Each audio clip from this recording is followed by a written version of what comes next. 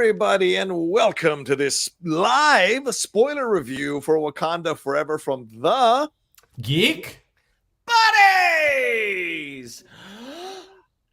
Hey! Is that how it goes? We're back at it here for Wakanda Forever to break it all down here and have some fun discussing it and go into what we liked, what we didn't like, what worked for us, what didn't work for us, and get into all the aspects of it: the acting, the direction, the cinematography, the score, the storylines, the connections, the Easter eggs, the hot guys in green shorts. Let's just talk about all of it. Let's do it. Ironheart, a post mid-credits scene that could lead to some things down the road for sure. So a lot to explore here on this lovely Tuesday evening here on the West Coast, at least, for us to jump into and talk about. But let's introduce ourselves. I am the Outlaw John Roca, writer, producer, and host here on the Geek Buddies in the Outlaw Nation.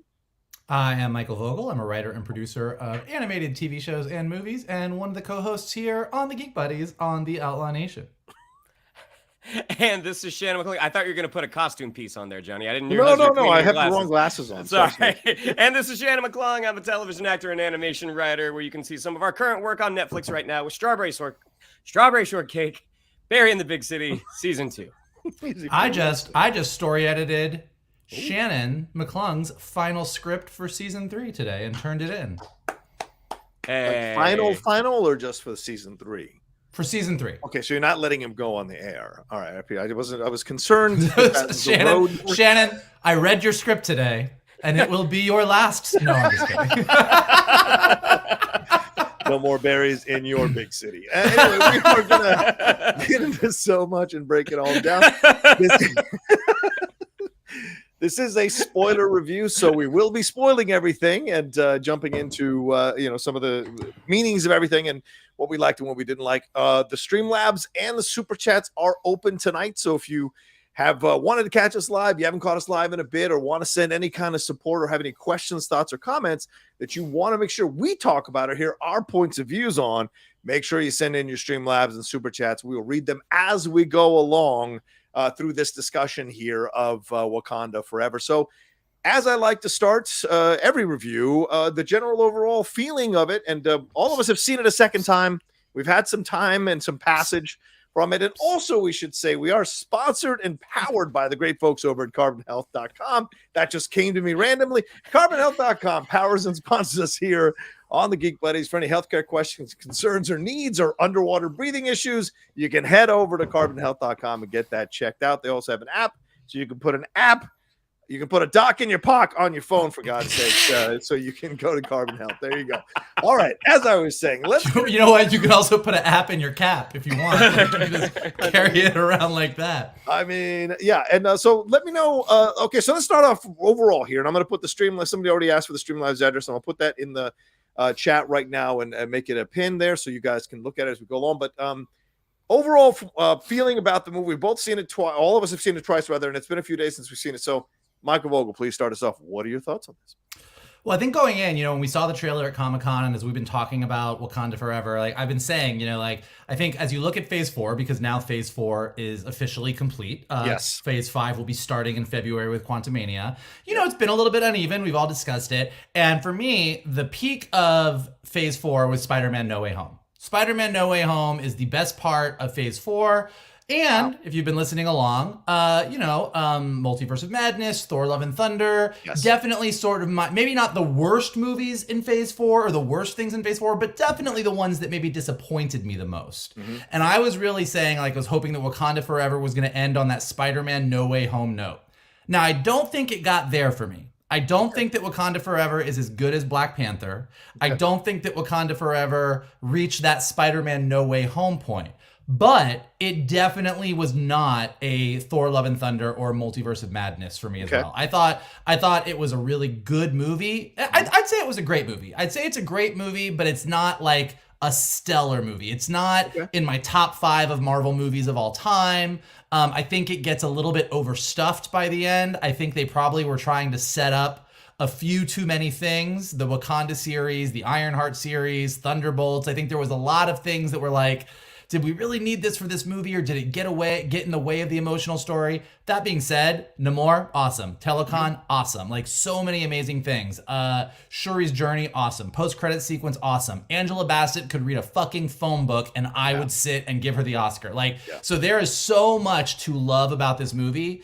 And there's some things that I'm like, wish they hadn't done that. Wish they had done that a little bit differently. So we'll get into it. But definitely, as we're wrapping up Phase 4, Wakanda Forever, while not my number 1, not in my top tier, definitely closer to the top than the bottom. Okay. All right. Shannon McClung, your overall thoughts on Wakanda Forever here, the sequel to 2018's Oscar-nominated Black Panther, and all that we got in here in the movie.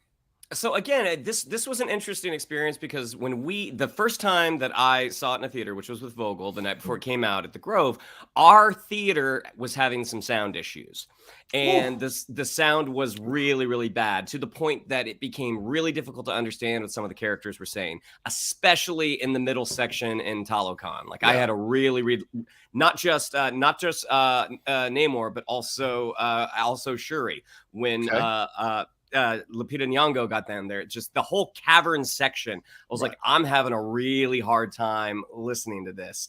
And because of that reason, I mean, one, very frustrating, but the movie did start to drag kind of in the middle for me. After having seen it a second time, having heard what they were saying, my enjoyment for the movie did jump up quite a bit. Now, I do think the movie dragged in the middle a little bit. I thought that final action sequence, it wasn't quite what I wanted, but there is so much to really, really love in this movie. Like, in both screenings, as the Marvel logo comes up, and it's filled with Chadwick Boseman.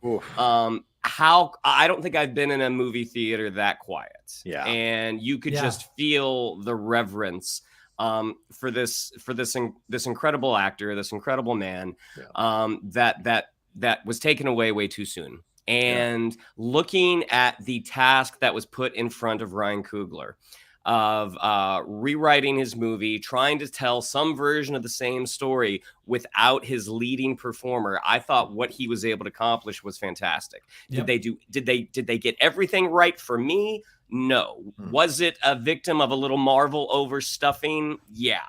But that being said, I mean, coming in, I would have said No Way Home, Shang-Chi, Wakanda Forever. Now, having heard it, Shang-Chi and Wakanda Forever have flipped. I mean, it is not No Way Home, but it is above Shang-Chi now. Well, I'm glad Grumpy Pants McClung got a second shot at bat for the movie. Oh no, there's still plenty for me to be grumpy about. We're gonna get to there. I guess we'll get into it. I think I liked the film much more than you two did. It really moved me, touched me, and there was a lot going on here that I connected to in terms of the journey of trauma, the journey of grief, the journey of loss, acceptance, anger, vengeance, the hunger for that. I think all of that really worked for me overall. I do think this film, I agree with both of you though on this point, that it feels like a crossroads film. So they had to put everything in so we could go in this direction, go this direction, go this direction.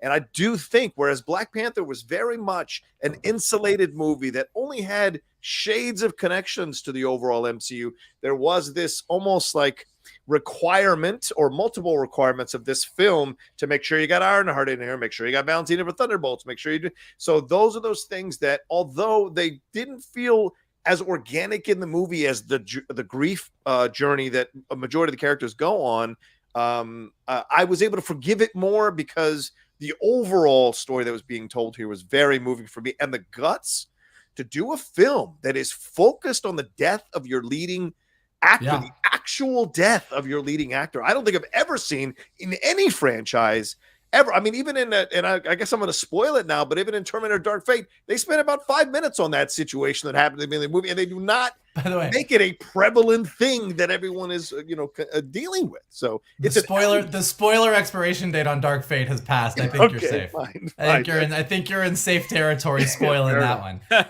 Even Linda Hamilton isn't that broken up about it as when we find it. So there's just so much of that was coursing through this that I think was really powerful. And, Feige said it at Comic-Con, Phase 4 is about grief and trauma. That tells you the kind of guts, and I know people want to bash Marvel all they want, but to take the chance to spend an entire phase exploring what happened after Endgame and the effect on everybody in the entire universe. And oh, by the way, essentially launch mutants and launch all these other things that are going to bear fruit down the road. Not an easy task to do. I do agree there were stumbles through phase 4, and there are a couple things here in this movie that 100% didn't work for me.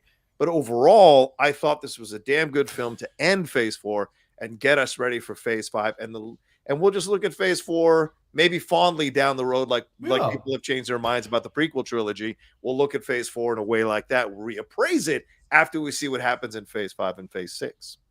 I think it's worth repeating just because I fully agree with you that they didn't have Black Panther die in some superhero way. They didn't have T'Challa die in some like they just took exactly what happened with Chadwick Boseman and just grafted it onto the movie. T'Challa knew he was sick.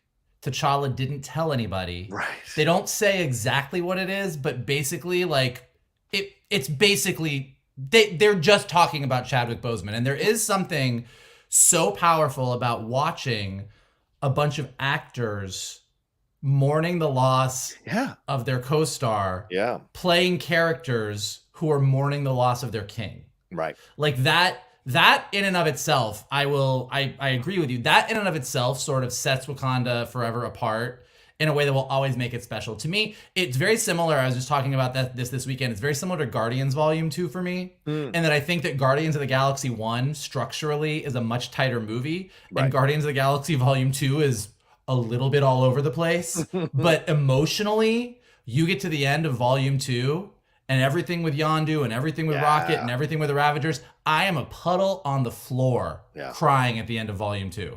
And I think that Wakanda Forever, despite it's several things that I don't think quite land properly and don't quite fully work, which we'll discuss. I think when this thing is on Disney Plus, this is going to be that like Sunday afternoon, be like, I'm just going to put Wakanda Forever on for the 45th time and just ride it through. So that says something about its enjoyment, despite the things that don't work. I think Shannon's right. Like Coogler had an impossible task. Yeah. Because you can watch it, you can see it, you can be like, okay, T'Challa is dealing with the fact that everybody in the world is trying to get vibranium. Namor comes and says to T'Challa, this is what you need to do. T'Challa has to deal with the death of Queen Ramonda. Like you can see what was there, and then you see how he had to sort of fix it to be like, and then they're dealing with T'Challa's death, and now it's Shuri's story, and you're just like, yeah, man. This was a Herculean task. Well, you're seamlessly moving into the next section of our conversation here. So ask about the story. And Mike, I'll start with you. How did you feel about how they constructed the story here? You're already dropping the story elements in your previous comment just a few seconds ago. How did you think they made this all work? Vibranium being the main thing, which clearly is going to echo into phase 5 and phase 6, introducing Ironheart, dealing with Wakanda feeling like they're being attacked. We see the French military people try to take vibranium and the Dora Milaje take them out. We see Ramonda being very, very strong about the fact that you all think we're weak. I've got spies in every corridor of your halls of power, and I hear everything. The United States and France essentially being the aggressors, all played by white people, being the aggressors of these two civilizations of color. All of that playing out, colonization being spoken about, this fear that they're going to use this resource, take it out of a foreign country, use it for themselves because they couldn't possibly deal with a world where one country has this kind of power and the United States doesn't, or France doesn't, or the first world countries don't. So there was a lot of that working through here. Plus, as we mentioned, the grief, dealing with the loss, Lupita Nyong'o's Nakia being on her own, away for 7-6 years, whatever, not coming to the funeral, Okoye and what she confronts and is essentially removed from her position, the death of Queen Ramonda, and then of course everything that happens with Namor and the background and everything he tells the story, stealing Riri, wanting to kill Riri, and possibly Shuri if Riri is not allowed to be killed. All of this running through here that leads to this battle in the end, with Shuri embracing being the Black Panther, which she had shunned earlier in the movie, and then having this final battle, and Namor yielding, but because he thinks there's a more fruitful relationship down the road that they'll eventually need, and of course the child that comes in the mid-credit scene. So How did you think about how they constructed this story overall? What worked, what didn't work? So I think like from a basic world building standpoint of the MCU, this movie works great. They react realistically to the end of Black Panther. Yeah. Like T'Challa shows up and says, "Hey, we're the most advanced civilization in the world. We got vibranium." And that opening scene in the United Nations is exactly pitch perfect what it should be. Like that is exactly what would happen. And the fact that they did that, great. The fact that every country in the world is combing the earth to find more vibranium, the fact that that sort of unintentionally leads to the discovery of Talokan, like all of that is great. The reason that Namor has not been in the MCU up to this point totally makes sense. So that's all awesome. The bigger story about grief, great. Shuri going on this journey where she eventually goes to the spiritual plane and sees Killmonger instead of her mom or her dad, like great. So all that stuff is great. I think where the movie sort of stumbles, and again, I will say right now, like, is it Dominique Thorne who plays Riri Williams? Riri Williams, yeah. Riri Williams didn't need to be in this movie. Yeah. But I loved her. Like, so it's a funny thing, like the adding her into the movie because we know Ironheart is coming, putting like kind of jamming the Midnight Angel costumes into the movie because we have a Wakanda series coming out and that Wakanda series is probably going to deal with that. Like adding Anika in there because she's probably going to be in the Wakanda, like all those things. None of them are bad. And I think as we get to those projects, it's going to be cool that we got to meet these people and these things, but they felt like they got in the way of a very clean story. When you think of the first Black Panther movie, T'Challa's king now, and he's trying to decide what kind of king he should be. Right. And he wants to be like his dad because he thinks his dad was great.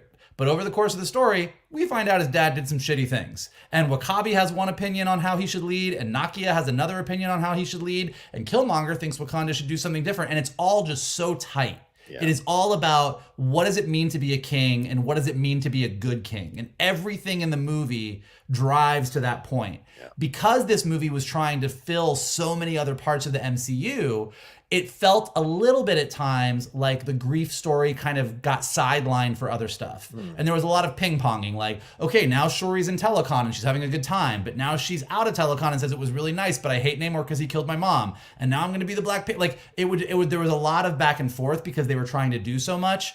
And it's a crazy thing to say about a 2-hour and 45-minute movie, but it felt like they didn't have enough time to do all the things they wanted to do.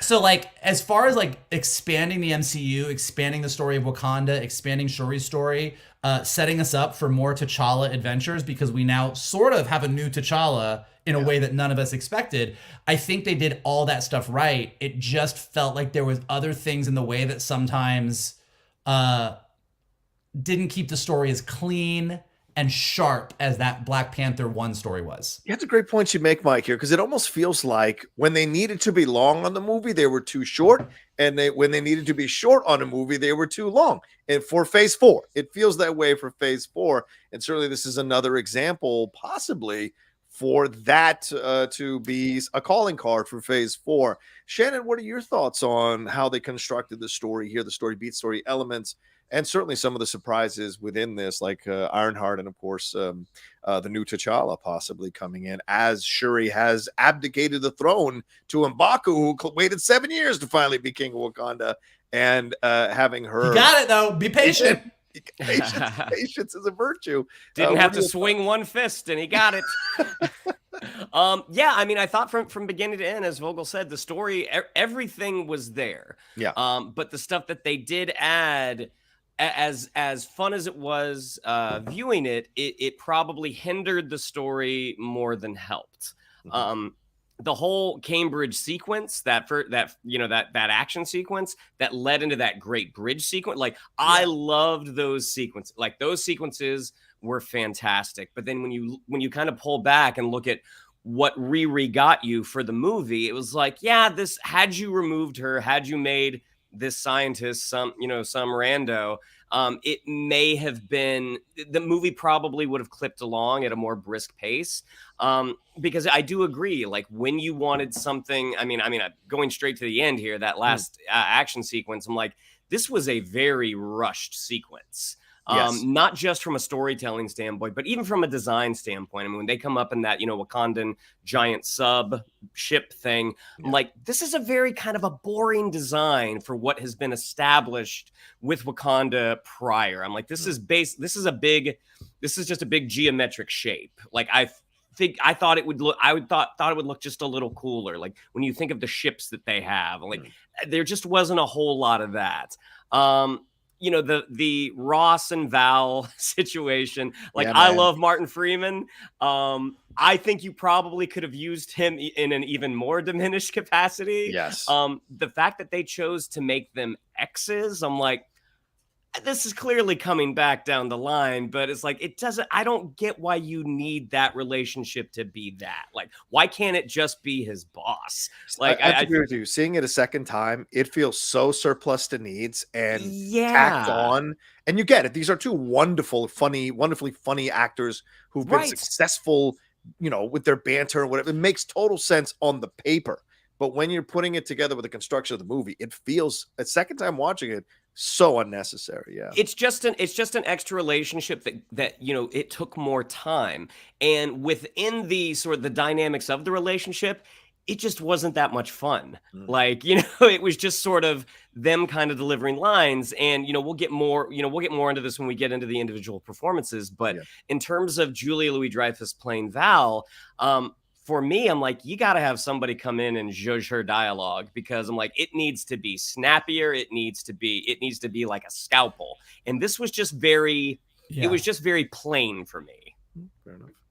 Okay, fair enough. I liked and I think you're right, Mike, and Shannon, you're right as well. As I watched it a second time, I'm like, man, there's a great 2 hour and 15 minute movie in here.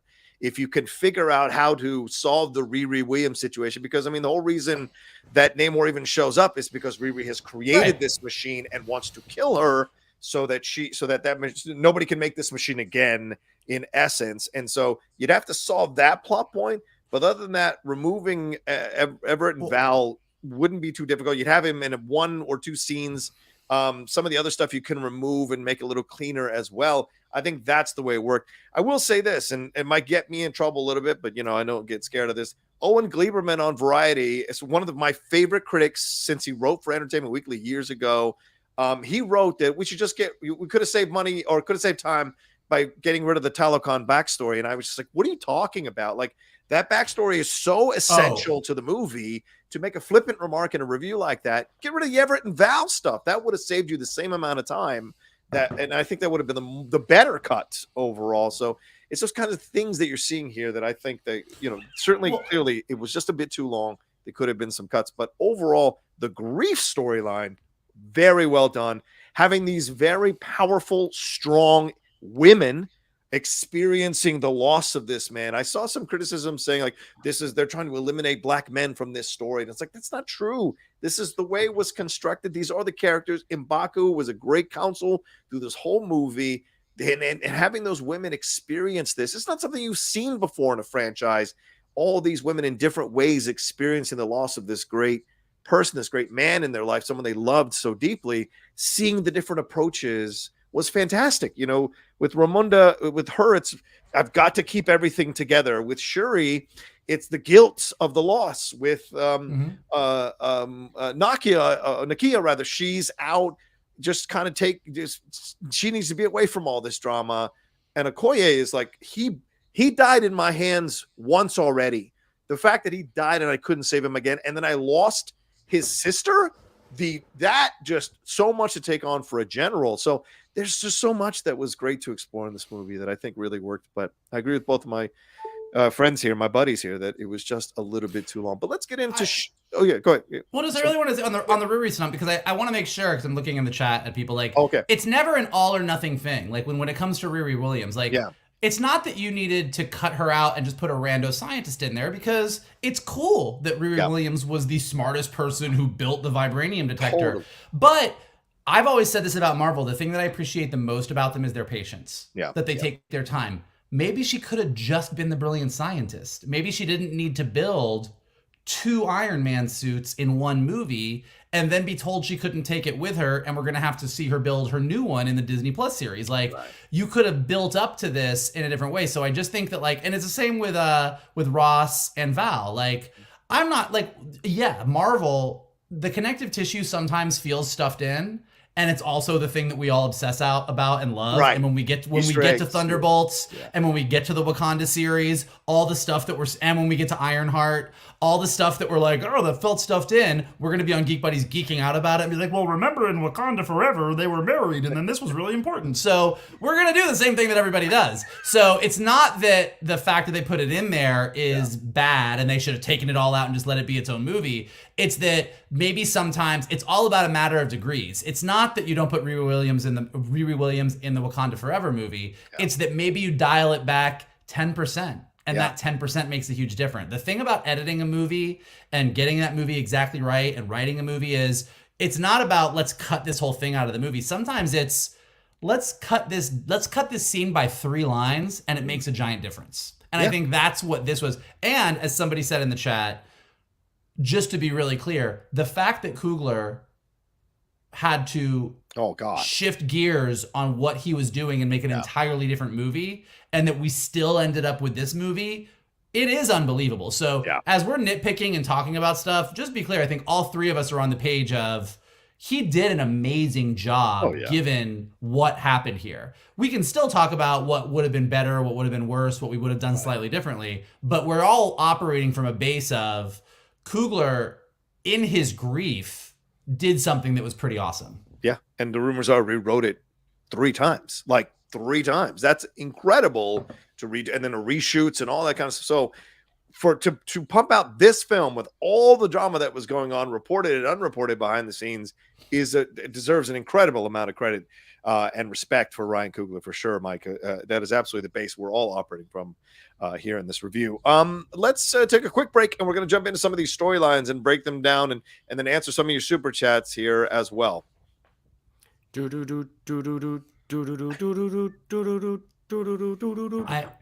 As soon as we went to break, in my mind, I was like, I just hope Shannon doesn't try and do the Wakanda chanting.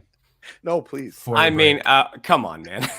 Come on, man. Just saying. It's the best part of the score, and I was like, look, it is the best part of the score, but just and for those of you who may be watching, come on, man. For those of you who may be watching us for the first time, we take these breaks that are just a few seconds because it helps for the podcast to put our ads there. So we have to, it's just easier in that way. So if that irritates you, it only irritates you for a couple of seconds. So my apologies. Let's get into, we got to start with Letitia Wright. Let's get into the Shuri storyline. The journey in the movie from feeling guilty for her brother's death, being courted by Namor, in essence, battling with her mom, battling with the old ways versus the new ways, which is the ways she wants to go down, and then ending up losing her mother, suffering a trauma within the film, having lost her dad, her brother, now her mom, and ending up as Black Panther, seeing Killmonger, and then defeating him after she rides a spear through her body to outsmart Namor and cut off one of his wings on his feet, for God's sakes, and then abdicate the throne, go off and go on her own journey, meeting T'Challa, the young T'Challa there, Toussaint, who is named Toussaint, which is, of course, a connective tissue there, and we'll get into the history of that name a little bit later. But Shannon, I go to you on this one. Overall thoughts on the Shuri storyline here as the first storyline we need to talk about. Storyline or performance? Oh, sure, both. Performance, fine. If there's anything in the storyline you haven't messed up, but we can talk about a performance, please. I thought Letitia Wright was excellent. Was heartbreakingly excellent. From moment one, when as soon as the movie started, and we as an audience understood how they were starting it, that if this is literally the death of T'Challa as his sister, as kind of in a race against time, trying to find a way to save her brother. Whew.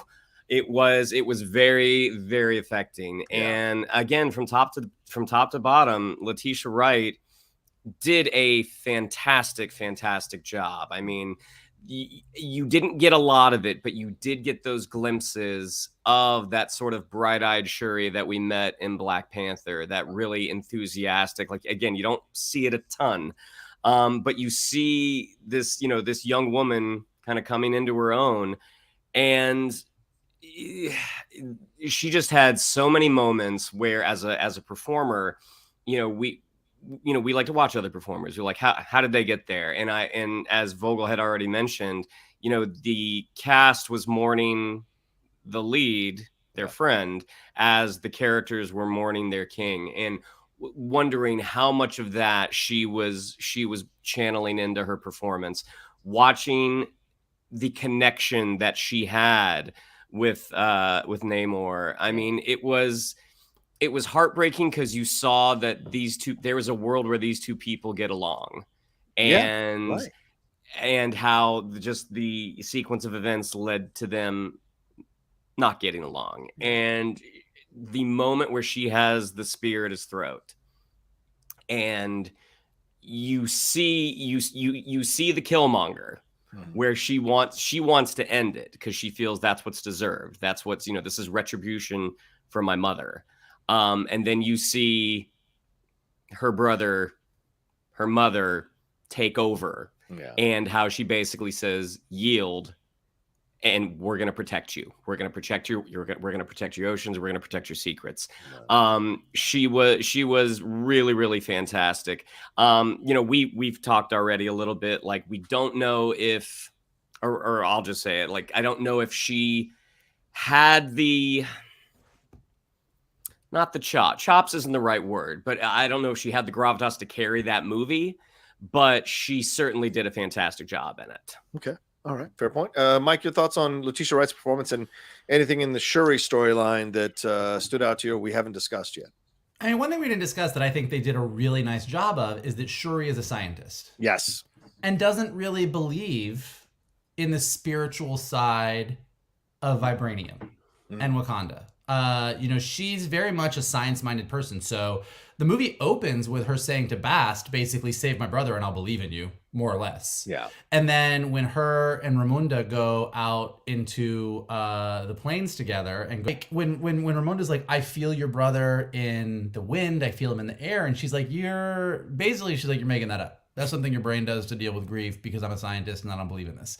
Right. And so the journey that she goes on to kind of come to this different place, going to the spiritual plane, seeing Killmonger, that really fucking her up, seeing her mom, as Shannon said, kind of making that change her decision, and then getting to the end of the movie, like the way, this is where Coogler did an amazing job. Like, despite everything else, like, Ramonda is sitting there at the fire and says, I feel your brother in the wind. Yeah. I went out, I felt him in the wind, I felt him, he was there. And Shuri's like, that's not real. And then you get to the very last shot of the movie before the post-credits sequence, and she sits there, and Rihanna's music comes on, and you just hear the wind, and she starts crying. Yeah. Like I have opened myself up to a new level of understanding of the world and spirituality, and that's what her journey is. I think she did a great job. I think Shannon's right. I think Letitia Wright just knocked it out of the park. Does she have that X factor that Chadwick Boseman had? I don't know. You know, like, it's not quite the same. I also think that, again, I know I keep comparing it to Black Panther, but Chadwick Boseman just had it was an easier job to be like, I'm now the king. Fuck, what kind of king should I be?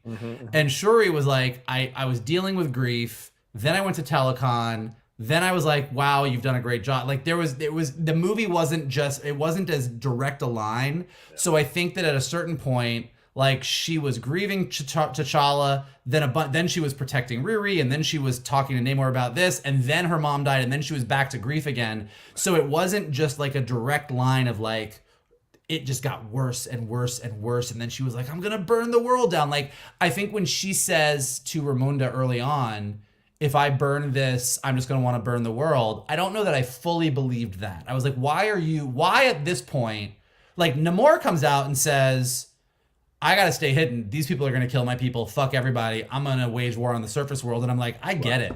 That 100% tracks. When Shuri says, T'Challa died of cancer. I want to burn the world. I'm like, well, that part I don't fully. It didn't land quite to me. Now, once her mom died and Namor was responsible, I was like, yep, I get it, girl. Go do your thing. I get why you want to kill him. Right. So that part worked for me. But so I think like she had a tougher job because, again, the story was like kind of doing so many different things. But her performance was, I think, great. And I think she really did nail it. And I'm really curious to see what's next for Shuri in the MCU. Yeah. Because I don't know that she wants to rule Wakanda. No, clearly. And I don't know that she is going to stay the Black Panther. And so I wonder what role she's going to fill, because I do think Shuri is a really great character in the MCU, and Letitia Wright plays her so well that it'll be really nice to see where she fits in with everything else that's going on. It's an excellent somebody said, because like somebody said in the chat real quick, like RIRI Williams is taking the place of like young genius. Like she is the young genius that Shuri kind of was at the end of the Infinity Saga. And so what role she takes now is going to be really interesting to see. Is she going to become like is she going to help train the new T'Challa? Like, I don't know. Like it's really exciting because like there's no roadmap for it, because the MCU has now veered so far off from what like the comic stories are that she could be anything. Yeah, I think you bring up an excellent point, Michael, because I think, we reported on this and we don't know how much of it was actually true or not, but like we've talked about this. There's a real possibility Letitia Wright might be done being a regular in the MCU. She might come back and do spots or do guest stars as Shuri or as possible the Black Panther. But she left Wakanda with the herb there. She said, you got the herb now. Whoever wants to be Black Panther can be Black Panther. I'm going on my journey. She has no connection to Wakanda family-wise. Sure, she has friends there and connections with the Dora Milaje, with M'Baku, what have you, but there is no necessary tie for her to go back to Wakanda. So where is the journey? And they seem to be setting up a new T'Challa and the young kid they showed, which may be adjusting Young Avengers a little bit to include him as part of it, which could be interesting. And then the other part of this is M'Baku is king. In essence, she abdicated the throne.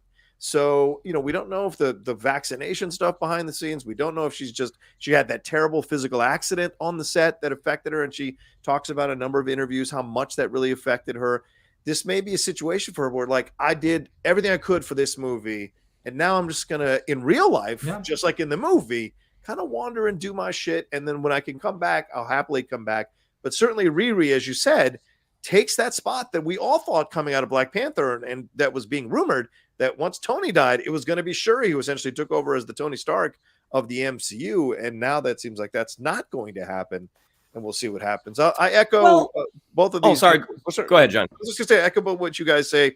I think Letitia Wright did a fantastic job in the movie. I do think she came up short in certain emotional moments, and it might be about the script. It might be the way they rushed her through her embracing the Black Panther thing at the end there without the time to kind of process all of it. That may be one of the factors that affected the overall performance, but I thought she did an excellent job overall in the film. If it didn't 100% emotionally get there in every scene, you could tell that she was dialed into every scene in that way. So sorry, Shannon, go ahead. What were you going to say? Well, no, I was going to say in the absence of, our super genius, we do have RIRI Williams, who is coming in her own series. We have Reed Richards coming down the pipe. Yeah. I mean, I do think it's interesting, like if Coogler does come back for a third, like if he does make his trilogy of Black Panther movies, if it is a different Black Panther in every movie, like I think that's actually kind of a cool idea. Yeah, for sure. That's a good point, actually. Let's move on to Tenoch Huerta, and we'll get to the super chats after this. Tenoch Huerta coming in here, playing Namor, a character that we know from the comics. We got to see the world of Talocan. We got to see the great Mesoamerican influences of the world. For our podcast listeners, Vogel has just unfurled a fan and is giving himself is cooling himself down right now. I got the vapors. I think the heat is operating incorrectly in his apartment right now. As we might say in Fuego. But yeah, this everything that happened in this movie, we got to meet him. We got to see this beautiful underwater world. We got to see his history. And too many people want to kind of put Namor in this box. Namor in the comics, or Namor in the comics, is kind of an asshole. He's kind of a dick sometimes. Because no. Okay. He's totally an asshole. Right, fine. Totally an asshole. But it's about protecting his people. Sometimes it's about his ego or whatever. So those are all mixed in the portrayal here, which is why I still cannot call him a villain. I think he's an antagonist. We may have that debate here, but that's my feeling of it. And I thought it was a wonderful performance from Tenoch Huerta, very subdued. People wanted a more dynamic character. I'm like, the guy's been around for centuries. This is just another stop in his life, and he's going to move on to another story in 60 years. And when you live like that, you don't take everything so crazily or personally till the line is crossed. And when the line got crossed, he was ruthless, absolutely ruthless, scarily ruthless, especially when he killed Ramonda and said, to RIRI, you are now, or to Shuri, you are now queen, bury your dead, I'll be back in a week. Just the way he approached things, I think, was a very unusual antagonist to have in the MCU, and I enjoyed it. Michael, what did you think about the storyline with Namor, with Talocan, with the performance from Tenoch Huerta, and the other characters like Namora that were involved there as his second-hand people in his ruling of the kingdom? I love Namor. Mm-hmm. I know, I think this is a 100% home run. It was amazing. I like the MCU version better than the comic book version. Agreed. I think it was great. Look, first of all, yes, he's hot as fuck. Okay. Every time he walked out of the water, I passed out in my chair for a minute. So I missed about 30 to 40 seconds of the movie because I was just passed out. But his performance was amazing. Yes. And look, he is the antagonist of the movie. Just He's the antagonist. structurally, but much like Magneto, he's an antagonist that makes sense. His reasonings for wanting to kill Riri, to be look, whoever designed this thing needs to be gone because I don't want people snooping around. I don't agree with it. I don't want him to kill her, but it makes sense. Who he is, what he is, the way he played it was amazing. He had this gravitas about him that just worked. Yeah. He to me, every scene that he was in, I was just focus on him.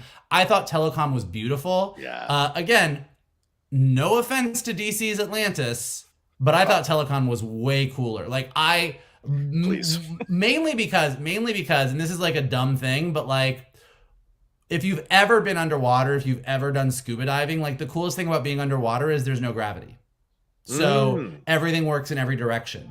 And when you first get to Telecom, when you look at the way that it's designed and it's going off in all directions and people are upside down and right side up and sideways and everything, that's how an underwater civilization would be, as opposed to, a giant underwater amphitheater with an octopus playing drums. I'm just saying, this was much more, I thought the way that they took Mesoamerican culture and kind of built that into all the pieces of it was gorgeous. I thought it was beautiful.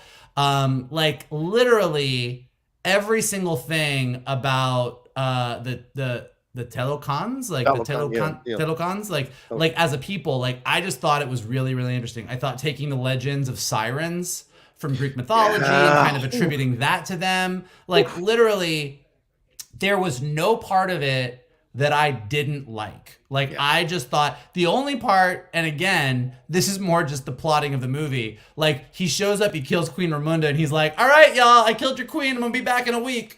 And then he leaves because they needed to get time to get ready for the final third act battle. But that was the one part that I was like, well, yeah, okay, I guess you're being respectful, whatever. And the only other part that I thought was it didn't quite land, and I could tell both times I watched it, and this is just a nerdy thing, Wakanda Forever as a battle cry for Wakanda, man, they made that work in that first movie, and we all know it, Wakanda Forever. Imperious Rex, if you read the comics, you know that Namor's thing is Imperious Rex, but when he says it in the movie, it doesn't quite have the weight because there's no real setup to it. He just kind of says it, and so That didn't work. However, I did not know until you just said, Johnny, that Owen Gleiberman was like, why don't we just cut the whole backstory of Telecon?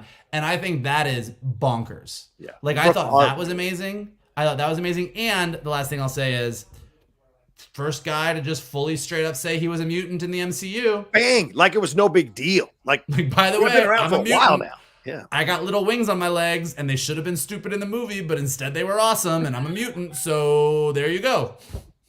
Yeah, I like that. And remember, Namor in the comics predates a lot of the MCU, a lot of the Marvel characters. So logically, it could work here in the MCU. I think all of them. Yeah, he predates all the mutants, and this idea of mutants being around for a long time. So, Shannon, your thoughts on how they presented Talocan, the Talocanil, which is the name of the people there, the citizens of Talocan, Tenoch Huerta's performance, and how they worked in the movie. I mean, they were pretty ruthless, killing people without abandon. Certainly in the opening scene, they killed all those people on the ship. Lake Bell, R.I.P. They killed all those people, took care of business. And when they went to Wakanda, they were killing Wakandans all over the place.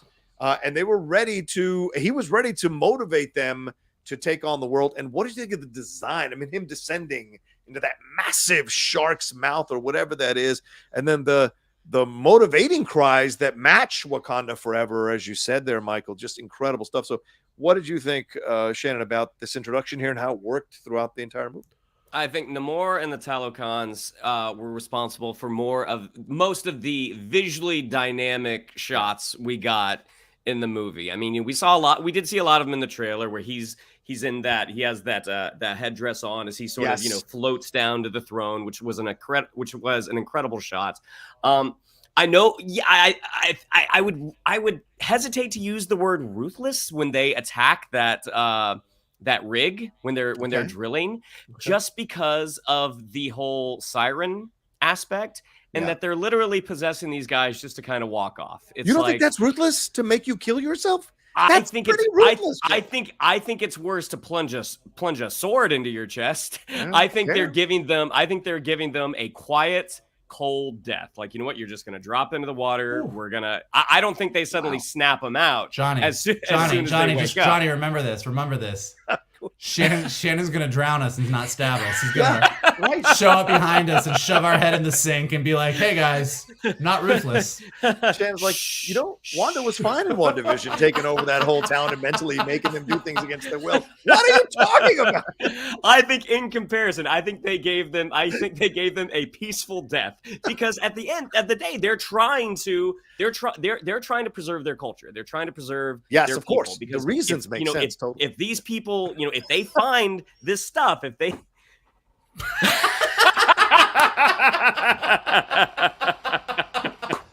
Geek Buddy fishing trip canceled. Oh, Brian, that's beautiful. Okay, so yes, I stand by that. I'm like, you know what? They're letting these guys expire peacefully. The moment where Lake Bell and the pilot get off on that helicopter, they escape. Yeah. As it comes down and we get that first shot of Namor in the dark with the rain coming down, with the wings flapping. I mean, that was, to me, that's like an Alex Ross painting. I mean, that was just such a stunning visual.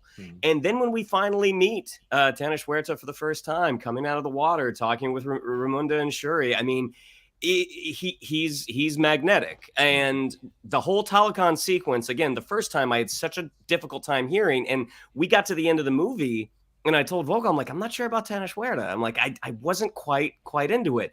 Again, seeing it a second time, being able to hear everything, I'm like, okay, yep, nope, he's great. Like, again, he just has an incredibly magnetic performance. And even though I understand the reasons that Vogel's like, on the, bury your dead, I'm going to be back in a week, that it is a very convenient excuse to let the Wakandans, get ready for the third act battle. As he was kind of filled with that rage, as he's taking people out left and right, when he says bury your dead, I mean, to me, there was an element of sympathy in that, like, look, nobility almost. And that happened in old school battles in the Middle Ages. There's like, okay, we'll give you time to walk the field and claim your dead and bury your dead. And then tomorrow we'll be back at it. There's almost like rules of war.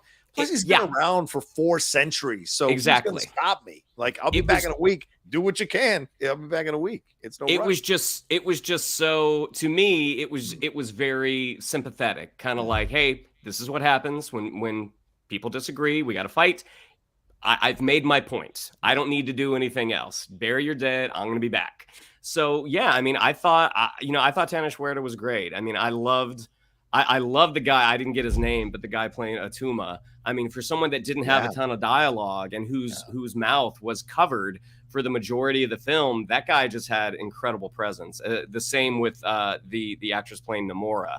The moment where she takes out that like sonic generator at the bottom of the Wakandan ship. That just visual of her, plunging that spear into the machine. I mean, again, it was just so visually dynamic. Love the design of Talokan. I loved how dark it was. I was like, this is the more, I mean, for lack of a better word, I mean, this is the more realistic portrayal of what it would look like if you had a race of, water-breathing people living under the sea. The one part that, and this is when I know Vogel's champing at the bit right now. So the one part that I did not like was the use of that pop song when Namor takes Shuri down to Talokan. I think it's really. You mean the song? You mean the song that was written by Ludwig Göransson, the composer of the film, who made the score? That's the one. I mean, the moment it sucked all of the magic out of that moment for me. When I hear a singer, when I hear this very modern song in this ancient culture, I'm like, God, that to me, that does not work. I mean, I loved the theme that they had for Namor, like as he's coming out of the water. I mean, I think that's in the score. It's just Namor. I'm like, I would love to have heard a more positive version of this, a less imposing version of this, because that song that took me right out of the movie. Really? Both times. Yeah. What about I mean, just because they're ancient doesn't mean they're stuck back in those times. You know that. I mean, they did come to the surface, I'm sure, many, many times. Maybe you think they're hitting the clubs? I don't know. I think they'd fit in Studio 54 in the 1970s. No problem with the blue skin and the headdress. I think they'd have no problem with that. Maybe because there's a song when Superman flies with Lois Lane, right? The song that plays there that worked for you, but the song. Well, that's score. What song? That's a score. Well, the song. This is the song. Can you read my minds? Can you see? She doesn't. No, only in like deleted versions does she actually do that horrible voiceover. Can you read my mind? Yeah, that's true. No. That didn't make it to the final movie. Fair enough. Alex Livinali is the actor who plays Atuma, and Mabel Cadena is the one who plays Namor. There on the side. Look, I've seen some weird things lately. Some people gatekeeping Namor, like don't feel pride. He's Mesoamerican. He's Mexican American. He's not Hispanic or Latin. Please don't gatekeep no more. Let us all have this and enjoy this. I thought it was great. I had nothing but pride watching the movie and just finally seeing representation in the MCU in such a powerful and overt way. And I really enjoyed it. Tenoch Huerta was fantastic. Seeing him in this role, he was much more subtle than you anticipated. I mean, even the swooping of the hair, like he didn't have to correct his hair until he felt like it. Like he would step out of the water, like, all right. So let's handle this. And it was incredible, the ease and the comfort and the relaxed approach, because he's an intelligent actor. He knows I've been around for centuries. I don't got to rush to do anything. When I have to rush, you should be afraid. And we see that in those moments. And the scene with him and Shuri, when he's showing Shuri his entire kingdom, essentially the Clark Kent Lois Lane moment, he's showing her, they're essentially almost like heading towards the possibility of love, and the way he's painting things and talking to her and putting stuff out, like he really cared about her. He was growing to care about her. He wanted her dressed in the princess robes. There was respect there. Even though he wanted to kill her 19-year-old companion there, you saw that there was an approach that he had here, and a morality and a nobility and a way of operating. Whether it's correct or not, that's, of course, a judgment you can make. But I also loved the backstory when we got to find out how his family was being, they were hunted by these colonizers. They were going to kill them. They made this deal with the priest and all this stuff. They took this herb or whatever, and then they went down into the water. He was born in the water. And when he finally comes back out and sees what they're doing to his people, enslaving his people, tearing things apart, and he rips them to pieces, you see the Namor smirk of hell come across his face that you've seen in the comics. And he did just what he does to everybody. And seeing the priest of all people, who was apparently fine with the enslaving of these people, insulting him, this is working on so many levels within the culture, especially with Latinos, Hispanics, because religion is such a massive part of how we're raised. And so I thought it worked so, and the idea of colonization, all of that is addressed here as part, which is why he doesn't want first world countries like France, like the United States, like any of us, to have access to vibranium, because he's seen what these countries do when they have power and what their instincts are towards people of color, towards countries that are not at their level, to enslave them, to make them beholden to them, either physically or mentally. So it worked so well in constructing that storyline and having Tenoch Huerta play all those things. And then, of course, the fight with Wakanda, that's what he warned her ahead of time. He said what he was going to do. He told her not to lie, told her not to tell people about him, told her. So Ramonda took her chances, and sadly she died, but she was protecting her kingdom as well, protecting her daughter, trying to protect Riri as well. She died in the effort to protect Wakanda, right? But he had warned her that was the possibility. So her passing was sad, but to me, it was a part of this battle that was happening between the two. And you could definitely argue whether it was a necessary battle to be having, but his approach was to protect his people and protect the world from this situation. So no, I mean it was two leaders. It was two leaders of two countries. I mean, with Shuri and Namor, two leaders of two countries that wanted to protect their people. And this is what Killmonger makes this point in the movie, and it's what all of Black Panther is about, is that Wakanda kind of only looked out for Wakanda for so long. Killmonger makes the point in the first movie that, in a way, Wakanda should protect all of their children, meaning all the Black people in the world. Yes, right. And Shuri kind of being like, I'm not going to let you kill this scientist. Like, it's Killmonger says that in the spiritual plane. He's like, would King T'Chaka would have let her die. Yes. King T'Chaka didn't care. So, it's like, there is this sort of like two people protecting their people against the outsiders, which in this movie is white people, who are the worst. Right. Well, colonial, right. Well, exactly. Historically. And that includes Spain, by the way. I've seen that as well. Some people being like, you're trying to excuse Spain. No, Spain as well. They did a lot of colonization of the countries in Latin America, for sure. I love this. Stephen Turner saying, I feel bad for the Reed Richards actor, because if I were Sue Storm, I would also have an affair with them. I literally halfway through the second viewing, I was like, I mean, it doesn't matter who they cast as Sue Storm. She's going to want to sleep with Namor. Like, I mean, who doesn't want to sleep with him? Yeah, that's a good point. Rocky saying Doom was there. He was hiding behind Mephisto. So, all right, there you go. We saw Doom. Let's get into some of these super chats. We had so many that roll through. So let's power through these. Right off the bat here, Jen Maddle said, this movie was so moving and cathartic. I recommend it for anyone who has suffered a loss. Yeah, I cried several times throughout the movie. Love hearing what the Geek Buddies have to say. Yeah, Jen, I cried 4 times myself. I lost my dad in 2008. That pain never goes away. And that, as Shannon pointed out, that opening where Shuri is frustrated that she can't stop it from happening and she can't come up with what she got. It was very similar to a hero story, superhero stories we've seen in comics, right, guys? Like, I have all this power and I can't stop this from happening to someone I love. So that's classic stuff you've seen in superhero journeys as well. Yeah. And that the whole movie, I mean, like, literally, this whole movie culminates in her sitting by a fire and feeling like she feels her brother and crying. Yes. Do you know what I mean? Like, this whole movie is someone who is so angry that they couldn't do anything, and then reaches that point where they're okay and has that cathartic. This whole movie builds to a cathartic moment, which is really just beautiful. Agreed. One Fixes Impulse. Good to see you. He says, hi, John. Long time. Did you know the woman who played Namor's mom is Guatemalan? Tears. Plus, I want to see Namor at the UN talking to Spain. Holy shit. Oh my God.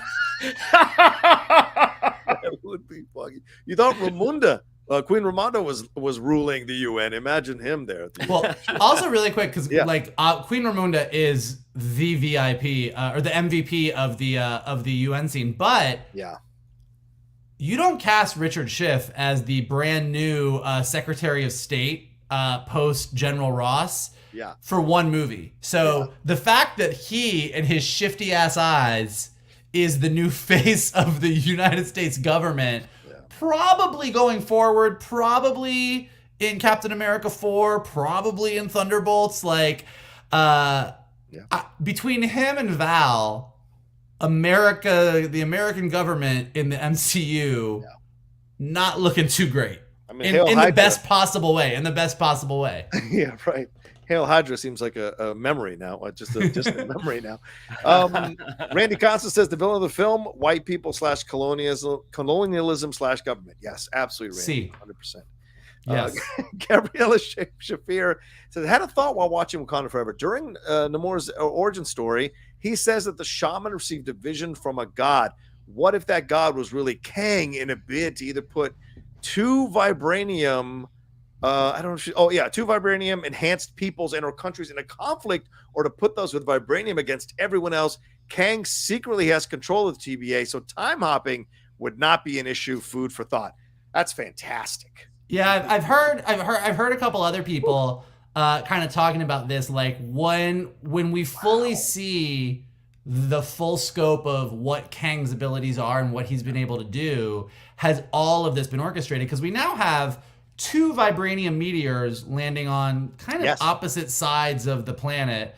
And so what does that mean? How does it all tie in? I do think it's really interesting separating Kang from it, having two cultures who had their gods / shamans lead them to this vibranium. Like, we've talked about this before. We talked about it with Moon Knight. We talked about it several times. Like, what is the scope of gods in the MCU? Yeah. And how much more are we going to dive into that? Because I think it's a really interesting topic. Kang aside, if Kang is orchestrating everything, which is highly likely, also really interesting as we lead towards Secret Wars in the Kang Dynasty. Yeah, Gabrielle, that's a fantastic point. Shannon, any thoughts on that? No, I mean, as soon as you said that, like, Kang could have been the god who, gave the vision to the shaman, I'm like, that would be, as we said, Phase 4 has been a little uneven. If they're able to tie everything together with Kang, they're like, hey, great, everything made sense. It was all deliberate. Done and done. Yeah. Wiley Todd saying, what's up, Wiley? He said, support from my man Roka. Hope you are doing all right. I am, Wiley. Hope you are doing well as well, my friend. Stephen Turner says, my two favorite faves from Phase 4 were WandaVision and Black Panther 2. Both beautiful explorations of grief and felt very character focused. We started and ended Phase 4 focused on grief. What's your favorites of Phase 4? Yeah, let's do that real quick. Favorites of Phase 4. Shannon? I mean, definitely Hawkeye. Like, Hawkeye is still, I didn't really think about it in terms of like the loss angle, but I was like, he's dealing with the loss of Natasha. Of course.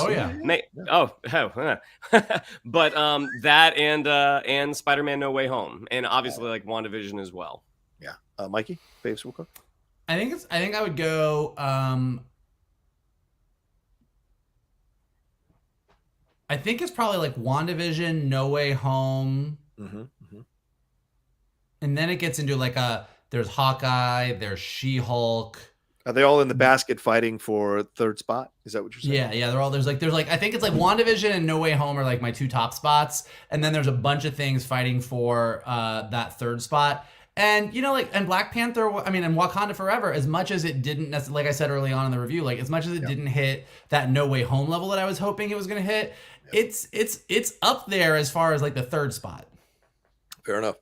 Yeah, I would say definitely WandaVision, Loki. I would say Hawkeye as well, and I would definitely Wakanda Forever. But Spider-Man No Way Home is my number one, undoubtedly my number one. It's so good. Also dealing with that. I mean, I rewatched. It's so funny. I rewatched last night the scene where the other two Spider-Men confront him after he's lost Aunt May. Aunt May. Yeah, it's so beautifully acted. I mean, it's so beautifully acted. They don't rush him. They don't say to him, dude, we've suffered too. They don't. They wait. They wait because they've both experienced this loss. They know that it has to take time to kind of present it in a softer way so they all three can connect on this and understand. It's such a well done film.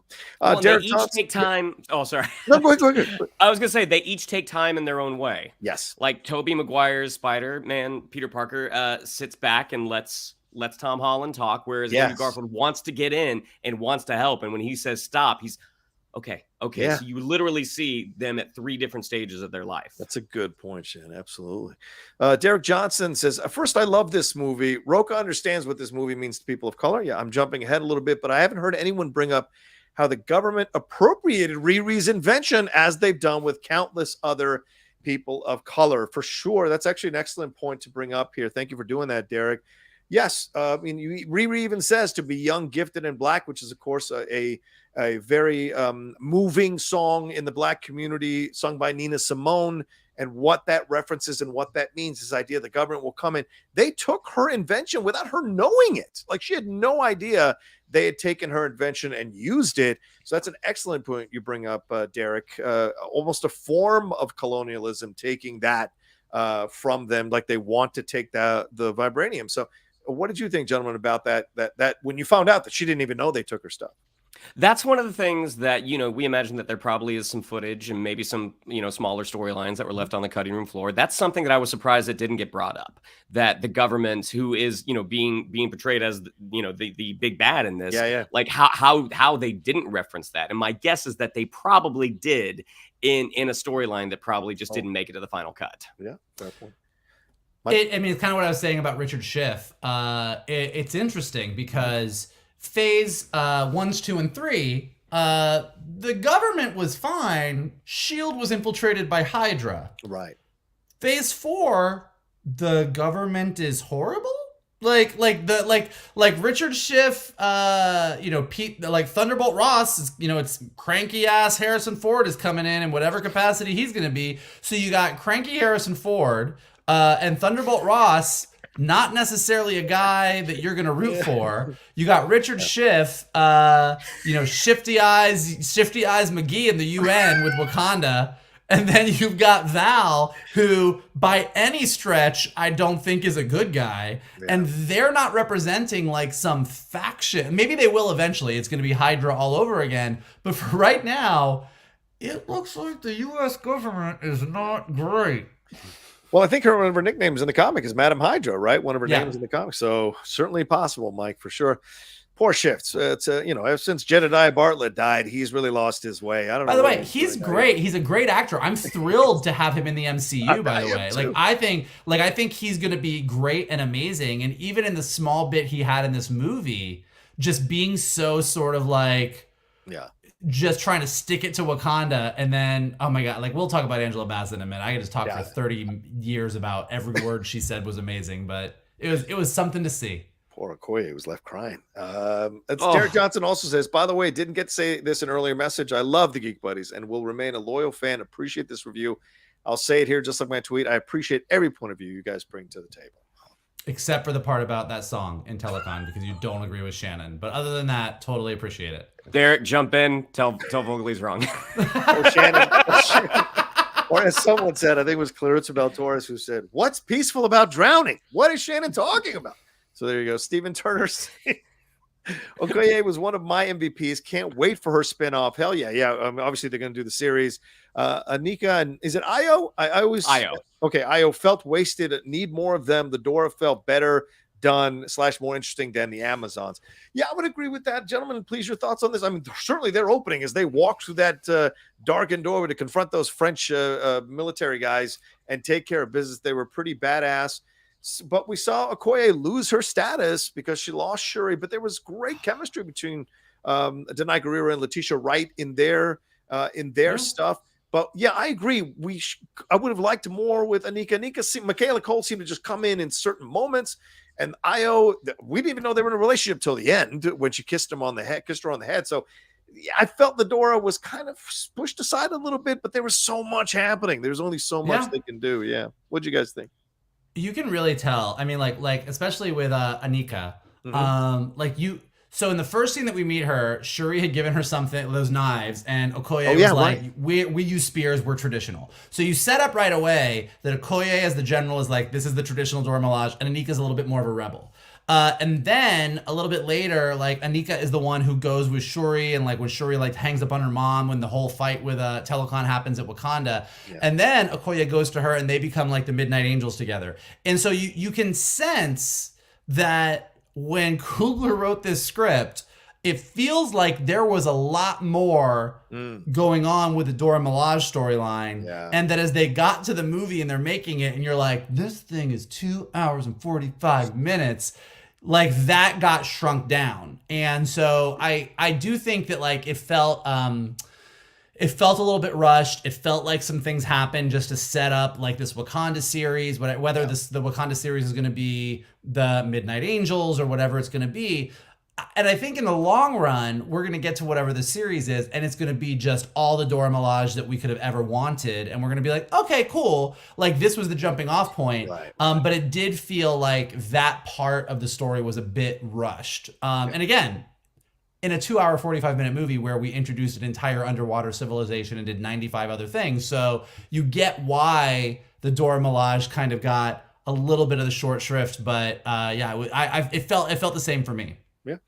Shannon, any thoughts on that? Yeah, I mean, Florence Kasumba's Io has always been a supporting character. Very true.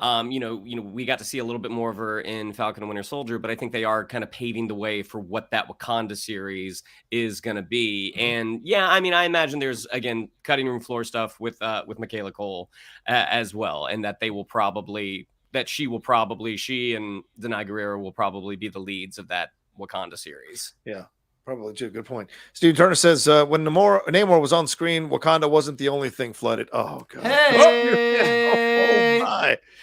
Oh my! But seriously, he was so good. Phase 4 had great villains: Wanda, Namor, and Gore, the God Butcher. All right, Steven, you might be alone on that island, Steven, but I respect you fighting for it for sure. Stephen Turner also says Wanda and Namor kills people gays. Yes, slay. Oh, it is true. It is true. By the way, John, Wanda Namor kills people, gays, yes, slay. Oh, gotcha. Okay. John reading that was like your dad trying to program a VCR. That was amazing.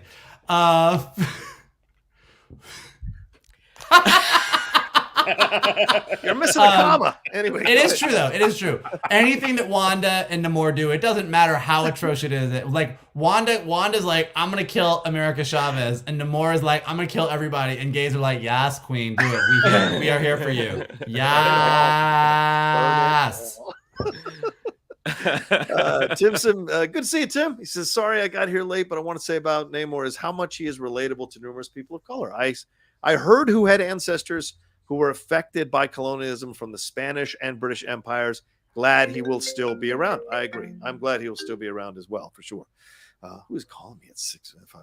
Anyway, Tim also said, so safe to say that Wakanda Forever, Spider-Man No Way Home, and Shang-Chi are the 3 outstanding films of the MCU Phase 4? Well, what other Phase 4 films / shows stand out to you all? I think we answered that, but films-wise, is there any other Phase 4? I know I'm on this island alone, and I'm happy to be on this island alone. I'm going to pour myself a pina colada. I think in the long run, Eternals is going to age well. I enjoy Eternals. I like Eternals. I just watched it again recently. What? I'm into it. I'm going to add Black Widow. I mean, for as kind of wonky as that third act was, the movie itself, even though it was kind of a too little too late in a lot of aspects, the fact that they were able to add some really great characters that have shown up in Hawkeye, and they're going to be showing up in the Thunderbolts as well. Black Widow, I think still there's a lot of good stuff in Black Widow. Yeah, I gotta say, I enjoyed them all except for Doctor Strange and Eternals. Those were the only two that I kind of, because Eternals felt eternal. It just drove me insane. I know. I was sitting next to you at the premiere. I know. Yeah, I'm sorry. Old school Roka came out. Me no like it. But Multiverse of Madness, I thought was a bunch of wasted potential. I think that could have been 2 hours and 45 minutes, and I might have loved that, honestly. Connor Pearson Ward says, "Hey guys, I loved this movie. If I had one small nitpick, it's that I wanted more of Winston Duke in Baku." 100% agree with you. Fully agree. He had great scenes. He made the most of his scenes for sure, but it would have been nice to have more of M'Baku. I mean, him coming in and having that back and forth with Okoye was hilarious.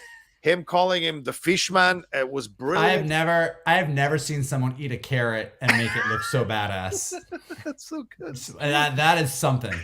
Well, and apparently his when he calls Okoye "you bald-headed demon," that was an ad lib. Yeah, that came from the mind of Winston Duke. But also the scene that he had with Shuri at Ramonda's funeral. I mean, that was some beautiful work. I mean, we forget because Winston Duke is so kind of larger than life and very, very funny. You forget that he really is a very, very talented actor because those tender moments that he had, which we got, the briefest glimpse of in Infinity War, when we see that the relationship with T'Challa has progressed to the point that he calls him brother. Winston Duke, that man's a national treasure. It's so funny because like one of the things we kind of keep saying is that it felt like they were trying to do too much or that it was rushed or that we like this. But you got to give Coogler and the entire team of the Black Panther part of the MCU credit, because part of the issue with this movie is that we like Shuri, we like Ramonda, we like Okoye, we like Ayo, we like M'Baku, like we like everybody. Like every character that they brought to life on the screen, it was like, yeah, like give me more of literally any of them. So when you have all of them and then you add Namor and you add all of Telecon and you add all of everything else, you're like, and you add RIRI Williams, who was great, even if I feel like maybe she didn't fully need to be there in the capacity that she was. She was great, and I'm excited for Ironheart. So like literally the issue that this movie had is that we genuinely love these characters so much and we just wanted to see more of all of them. Yeah. Or weaved in a little more organically than having it feel tacked on. Yeah, right. That's a great point. 156 Impulse says, "Should we have a Namor show or movie? Love you guys." Yeah, I'd love to see a Namor movie, for God's sakes. That would be great. Yeah. Qui-Gon Quigs, I always have a tough time saying that. Great stuff as always, Geek Buddies. Avengers Secret Wars is just going to be Reed and Sue talking about how she kept looking at Namor. Not so Secret Wars. What are you looking at? What?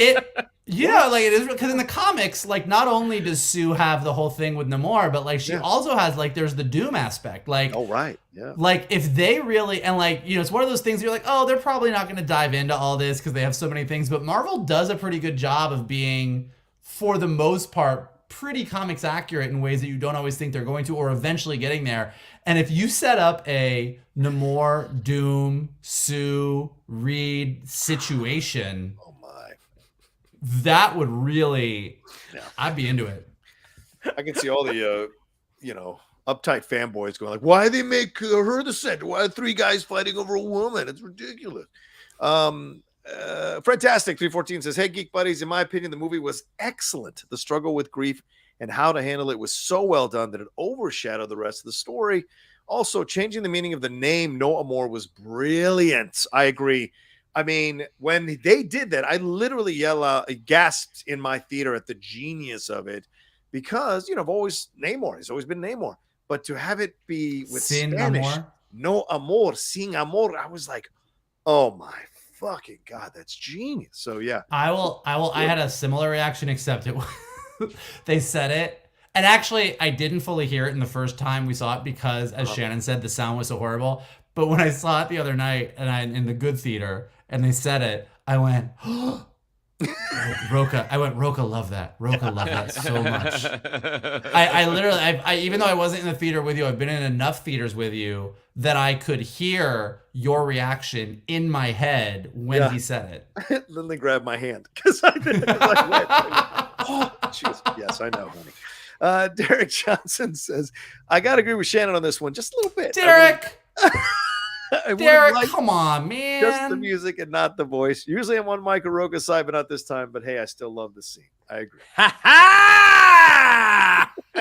Derek, thank you so much for that. Christina B says, I can't wait to see M'Baku walk into the UN with a carrot. Yeah. Amen. Stephen Turner, Emma Frost, and Sue fighting to the death for Namor. First of all, Emma Frost would kick Sue's ass. Damn. Just saying. Wrong statement. All right, let's hit these Streamlabs real quick, and then we'll jump into a break and get into a little bit more here in the movie. Thank you to AZ Badfish. Evening, gents. Much love to the Geek Buddies. I really enjoyed this movie. They did a great job continuing the story. I loved seeing Talokan and would like to see more of it one day, and not just because Namor is out of control, hot. Wink, wink, nudge, nudge. Oh, there you go. I agree. Yup. Okay. Sucked donated says Wakanda Forever was fantastic and borderline experimental in tone. I felt Riri and Contessa worked because they added fun to a very grim storyline, which proved we can grieve and smile at the same time. Two things we can take from Phase 4 is growth and maturity. Gentlemen, thoughts on that? I mean, I agree with you on the Riri fronts. As I've already said, Val, you know, Julie Louis-Dreyfus is such a fantastic performer, and she's so funny. I wish they would let her do more of both.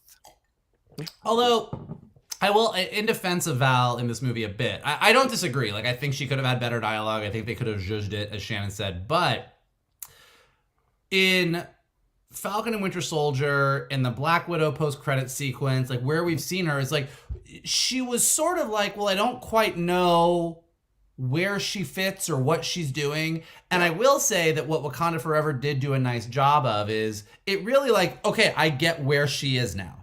Yeah. Like, she's the government. She's not some secret organization. She's not a supervillain. Like, she's the government. She is, Nick Fury's gone, and she's the new Nick Fury by way of Amanda Waller. And that's an interesting position to be in the MCU. And I'm really curious to see where she goes. So seeing her in this movie and kind of the role that she played, even though I think her scenes could have been maybe plussed a bit, I did like how it contextualized her role in the MCU a bit. Okay. So you're in defense to a degree is what you're saying. Yeah, I could accept that. Let's see here. Michael Miles says, as much as I dug Namor in the movie, I am looking forward to seeing what a director with Hispanic heritage could do with him in a story. Yeah, what Latinx director do you think Marvel should hire for him? You know what I think? I think you should swing for the damn fences and get Iñárritu. That's who I think. I mean, I just saw Bardo, and I know a lot of people are not going to like that movie. I loved it. It was a Latino Terrence Malick movie, and it was incredible. Like current Terrence Malick, stream of consciousness, way out there, amazing scenes, amazing visuals, incredible story for me. So seeing him bring that sensibility, or get Cuarón, who has worked in a franchise before and been able to deliver the best film of that franchise, in my opinion, he could be a fantastic choice here to step in and do this. I think you keep Del Toro out of this, even though I love Del Toro. I think you want edgier stuff with those two guys. I think if you were going to give an underwater world character to Del Toro, it would have been Aquaman. Well, to be fair, he won an Oscar with Shape of Water, so I mean, I'm just putting that out. Sure, but the world of Talokan, at least it's been presented in this movie, is very real world. I mean, they're writing on orcas and humpback whales.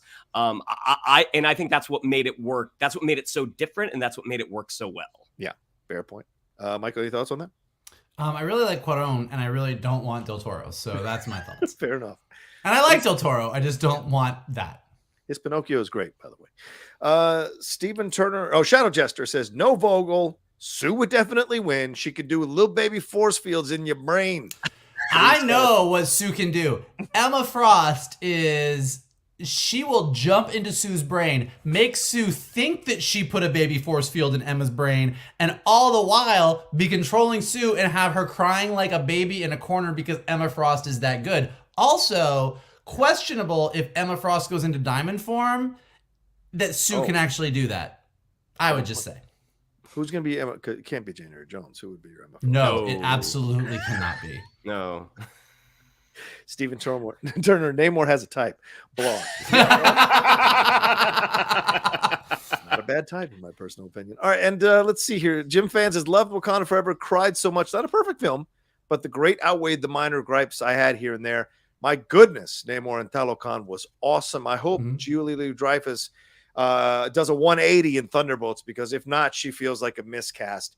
Yeah, we'll get into that. Let's take a quick break and jump into some of the others characters and storylines in this film right after this. Do, do, do.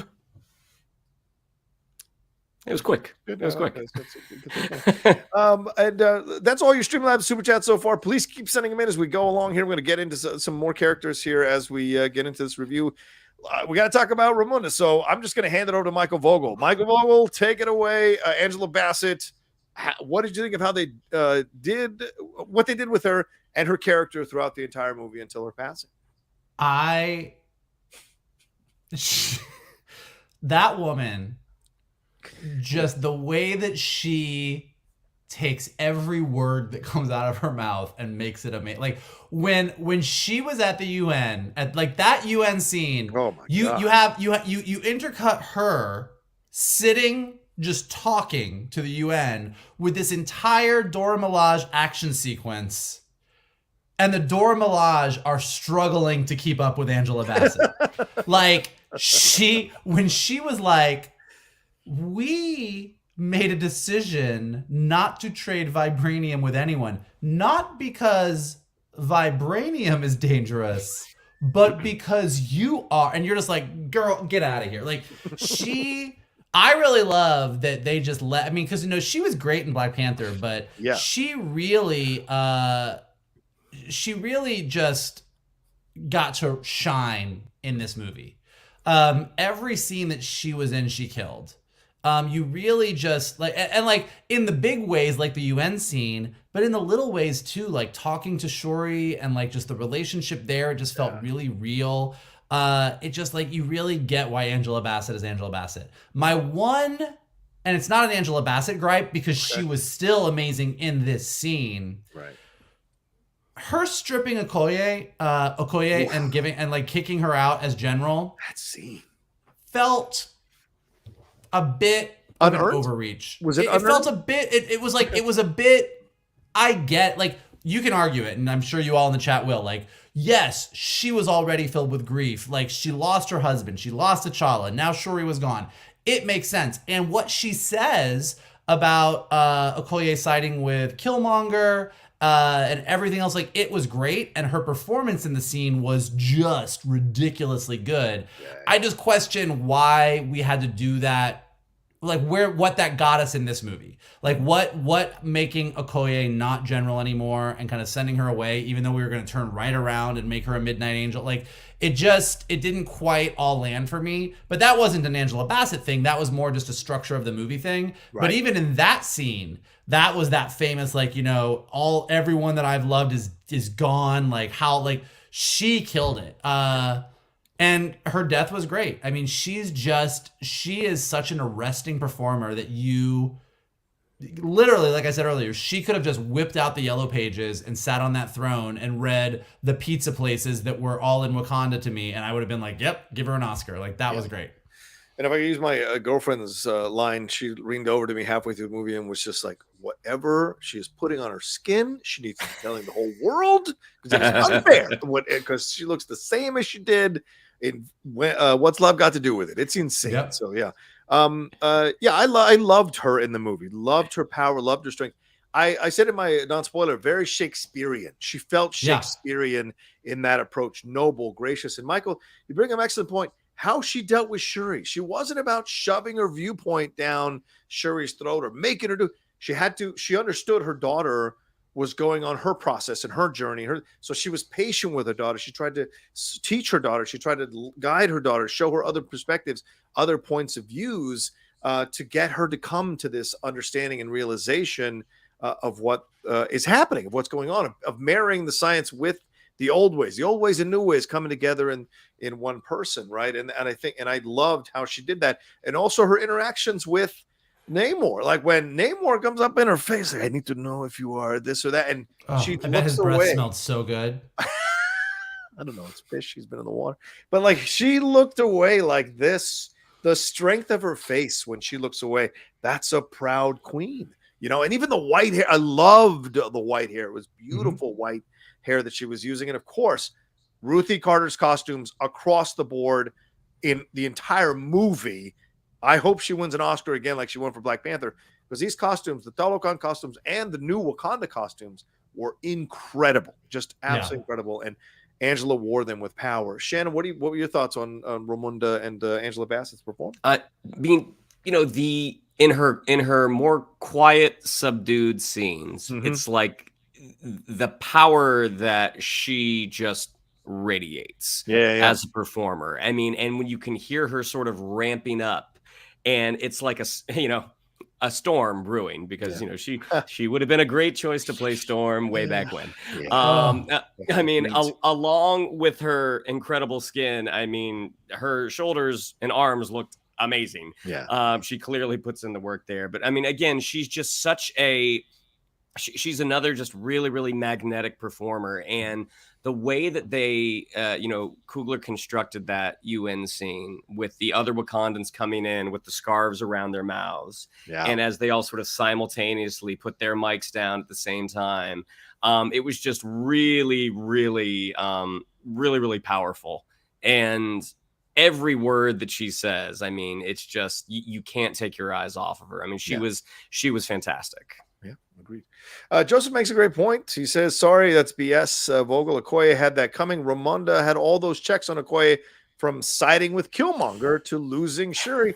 100%. Yeah, maybe. Yeah. No. So let me clarify here. There's two different things. Right. What the Queen says to Okoye, completely justified. And the performance that Angela Bassett gives sells the shit out of it. Yeah, true. But when you're watching a movie, particularly a movie that's this long with all these things going on and all these characters that we want to spend more time with and all these things going on, not did it work for the characters within the world, but what did Okoye no longer being general get us in the movie? Yeah. Like, why did we need to have this character be stripped of her rank, even though she basically turns right around and fights in the final battle again?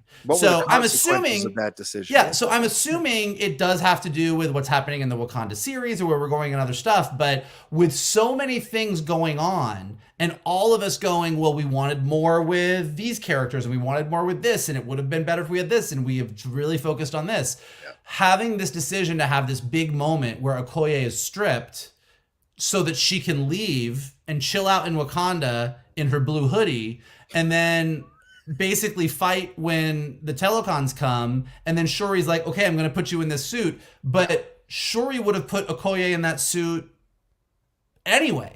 Yeah. So, so it's not that scene, like the whole scene is great. And the fact that they kind of brought back everything with W'Kabi and everything with Killmonger made the scene even stronger. So like 100%, it's justified. It makes sense within the world.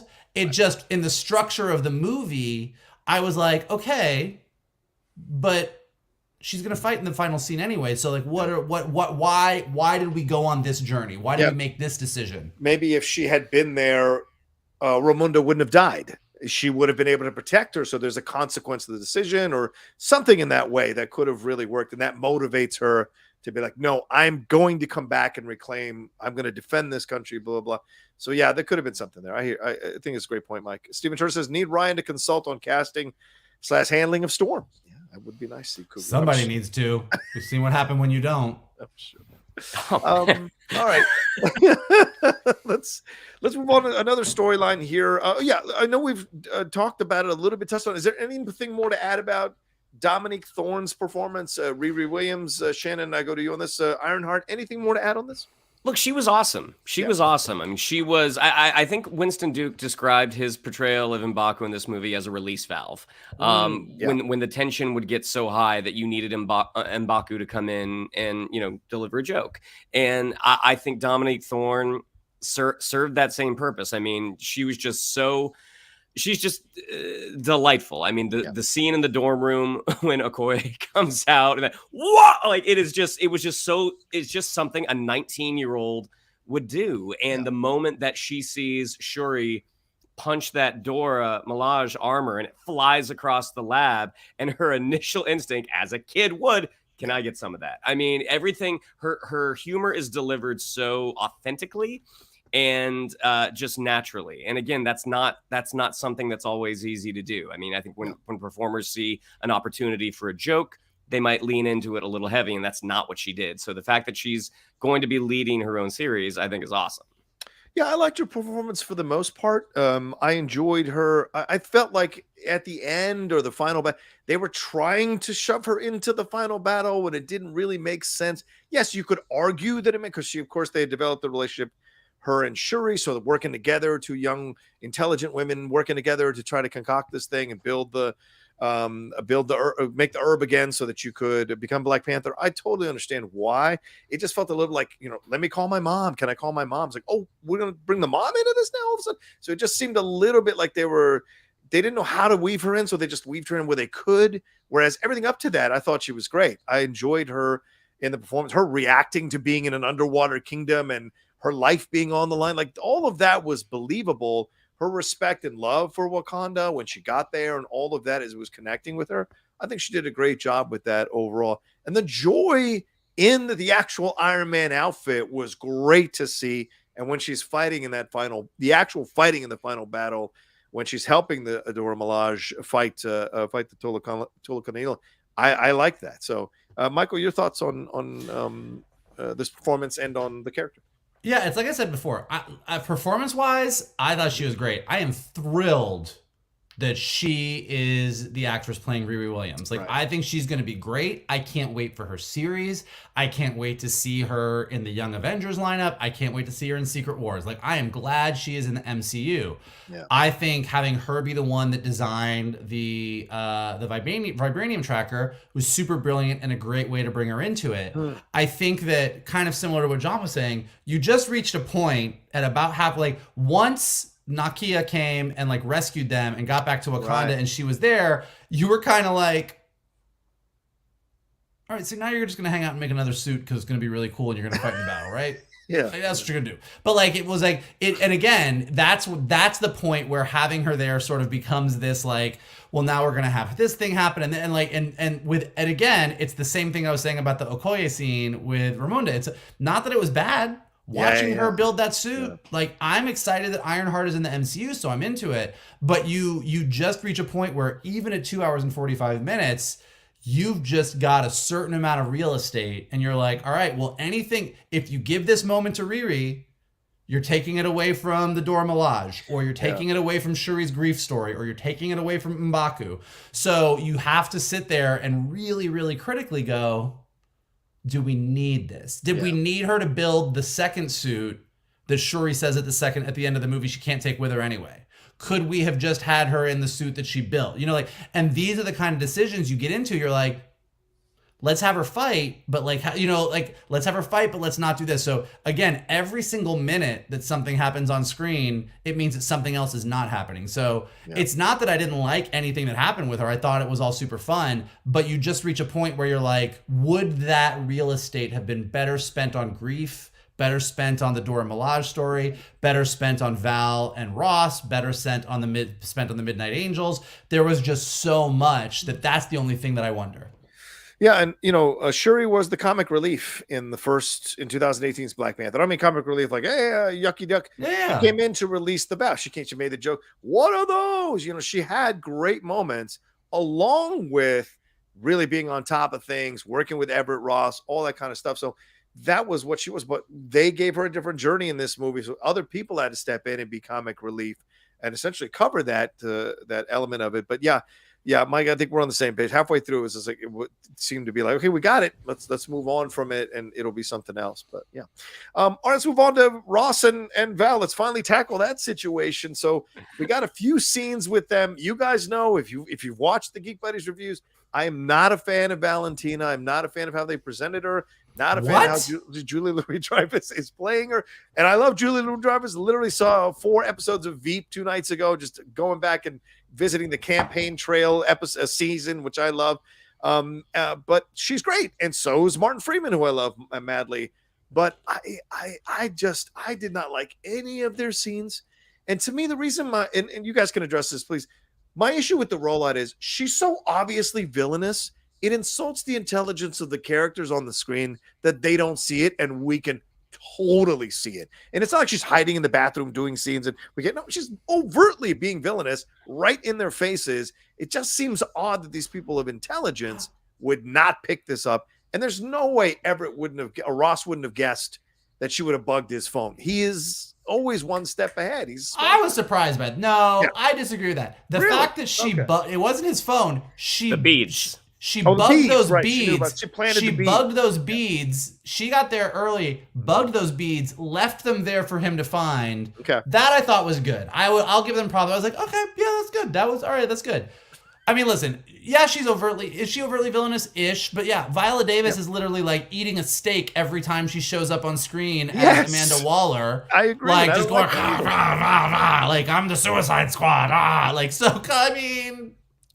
I don't like that either, though. I also would not call her overtly villainous. I think she works for the government, and that type of person, they work in the government. So to say that she's overtly villainous, I don't exactly agree with. Okay.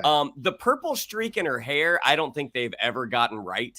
It just looks like something from Party City to me. Like, it looks like a clip that it just doesn't. It doesn't look right. Okay. And also just I still don't know what the personal connection between Ross and Val actually gets us. Yeah. Like, I don't know, like them as exes. I'm like, I just don't believe this as a pairing. I think you get the exact same interaction with her being his new overbearing boss. Yeah.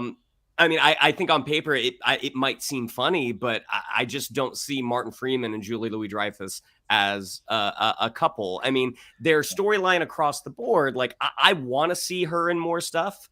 I want her to have better dialogue. I feel like she's so good that they're just really underwriting her right now. It seems like. But it's the type of thing, like, I want her to be in there, serve her purpose, and get out. Like, I don't think you would have needed another post-credit sequence for this one. I think what we got was so great and so beautiful. But I feel like she maybe would have belonged in a more post-credit sequence capacity in this. I think Scott Welsh makes an excellent point. I do have trouble believing that the United States could hack Wakandan tech. I think that's 100% correct. I mean, they couldn't even build a goddamn vibranium tracker without RIRI Williams. So. How can they hack the beads? Yeah, so I have an issue with that as well. But we'll find out how they. That doesn't bother. I mean, like, I think Val and Ross in general bothers me less than it bothers the two of you. Like, do I think that the scenes could have been like plussed? Absolutely. Like, I think they could absolutely have been plussed.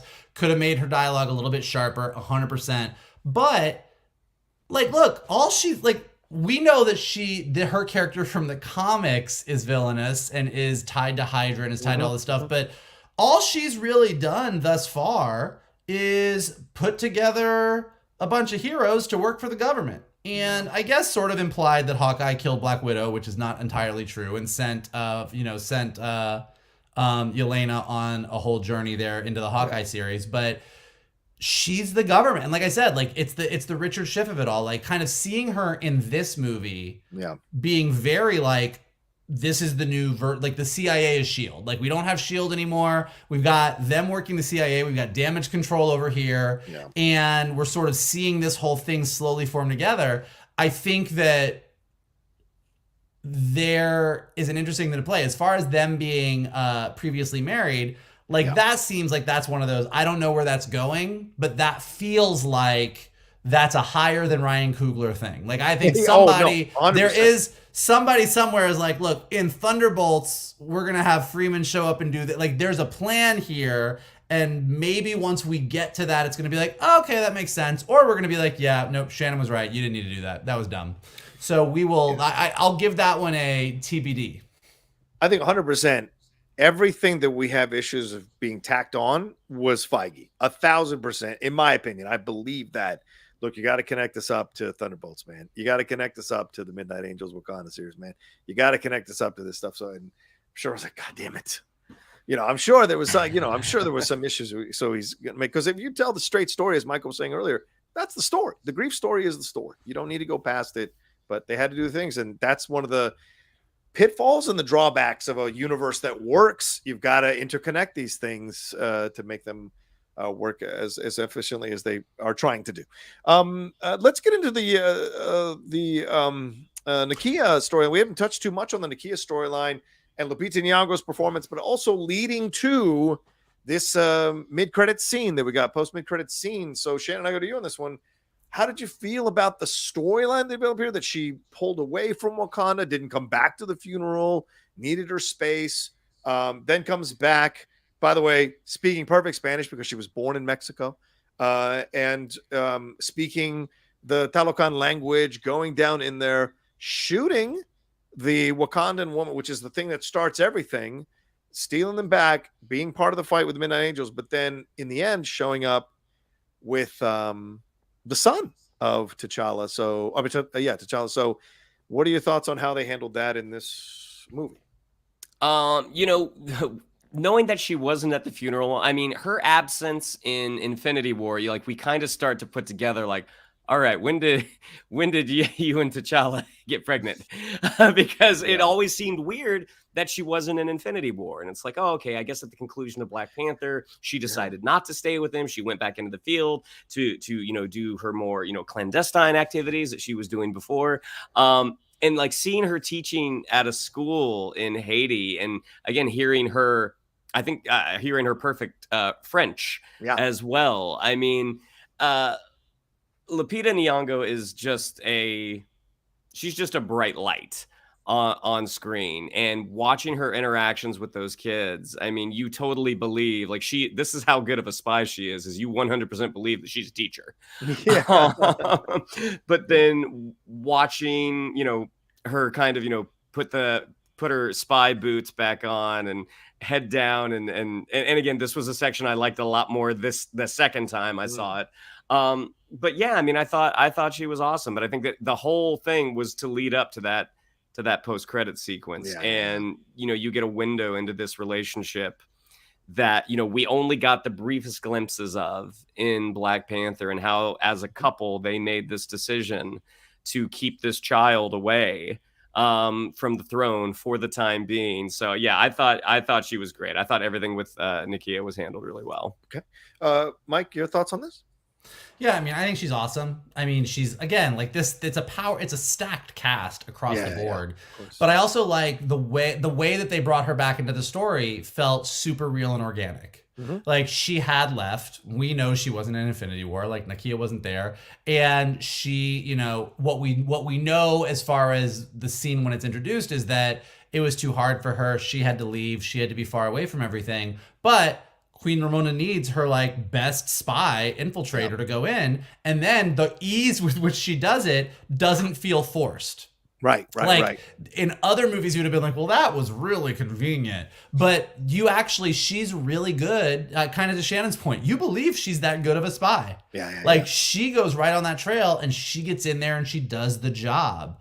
And then I love the fact that she sort of acts as this sort of moral compass for Shuri. Mm-hmm. I mean, she's there when Shuri kind of redevelops the herb. She's the one that gives her the liquid form of the herb itself, and is the one who is smart enough to be like, who did you see? Like, who were you looking at? So she fulfills this really great role leading up to Shuri going to her. So, Shuri doesn't go to her because she's like, hey, I got something to tell you. Like, Shuri's going for a character who doesn't believe in the spiritual side of her heritage. And then to have Nakia be that person for her, so that it makes sense that when all this is said and done and Shuri finally wants to burn the funeral outfit of T'Challa and have that moment, she goes to Nakia. They did a really lovely job of all of that feeling really organic and making sense leading up to this big reveal, which was awesome. I would call this reveal eloquent and poetic. Because we've talked about this so much. It happened, as soon as Chadwick Boseman passed and Marvel and Kevin Feige came out and said they weren't going to recast him, a lot of you people that are listening right now, we've had this discussion. Some people are like, I think it's really beautiful and a tribute to Chadwick Boseman that they're not recasting T'Challa, and other people pointing out rightly that if Chris Evans or Robert Downey Jr. had died, they would not have done the same thing with Iron Man or Captain America, which is accurate. But I think that this solution that they have landed on, which is we're not just going to recast T'Challa, but we have a T'Challa. Like all of those amazing Black Panther stories that are in the comics that looked like they weren't going to be able to touch because we didn't have a T'Challa anymore is no longer true. As someone in the chat just said, this young T'Challa, given where we're going with mutants, could very easily meet a Aurora who's his age. Yeah. And we got all those stories. So the way that they have sort of rebooted T'Challa without rebooting T'Challa in a very beautiful way, I thought was, like I said, poetic. I thought it was very eloquently done. I agree with you, Michael. I think that whole scene was poetic, right? Her taking the garb, the white garb that she did not want to burn with her mother earlier in the movie, taking it out because she's finally ready to move on. She's finally ready to let go. She's learned the lesson and what have, just like T'Challa learned the lesson when he didn't kill Zemo in Civil War, right? You have to let that anger go because it won't serve a purpose that you think it'll serve by carrying out vengeance. So both of them mirroring each other in their paths. And then when the sun comes in, and the sun here is named Toussaint, and this is what people are speculating, a reference to Toussaint Louverture, who is the most prominent general during the Haitian Revolution. He's credited with leading the most successful revolt of enslaved people in history, which led to Haiti declaring itself an independent nation in 1804.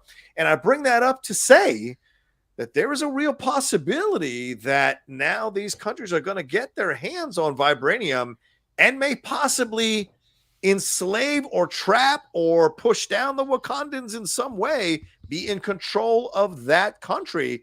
And maybe this is where Toussaint comes in, reveals himself as T'Challa becomes the Black Panther and somehow frees his country from that kind of rule. I don't mean the actual enslavement, because that'd be terrible visuals in the MCU, but certainly the feeling that they are no longer a powerful country and they've been essentially infiltrated, taken over, or somehow brought to their knees, and he's the one that brings them back into full prominence. That could be a way to make that name symbolic in some way overall. So who knows? But I also think it's a way of them saying, well, look, Shuri is probably not going to be the Black Panther permanently going forward. Right. So just know that this is and it almost felt like Letitia Wright, with the look she was given, was like, you know what? I just became, but you son of all right, what's fine. We'll deal with it.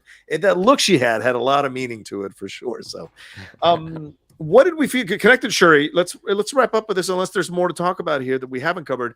But what did you feel about Killmonger being who she saw in the astral plane there, Mikey? What did you think about that? I think that might be top 3 best things of the movie for me.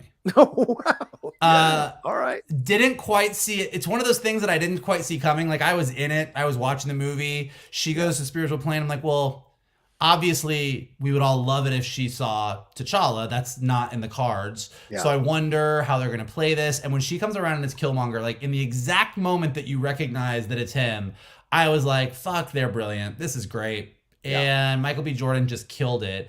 And they did Killmonger right.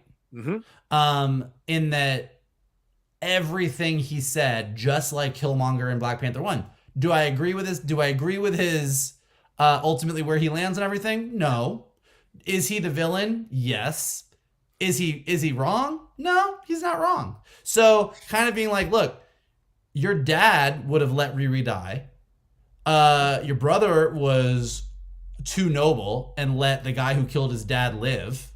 And you're like me, you want vengeance. That's why I'm here. You said you wanted the world to burn. Let's do this shit. Yeah. Like, it was just such a great scene. And if you are into the movies, if you're into Black Panther, if you're into the MCU, him being who Shuri sees in the spiritual plane does more to sell the vengeance and the anger that's in her heart than anything Letitia Wright could have done. And Letitia Wright was really selling the shit out of it. Like, it was really, really great. I think it's probably one of the best scenes in the movie.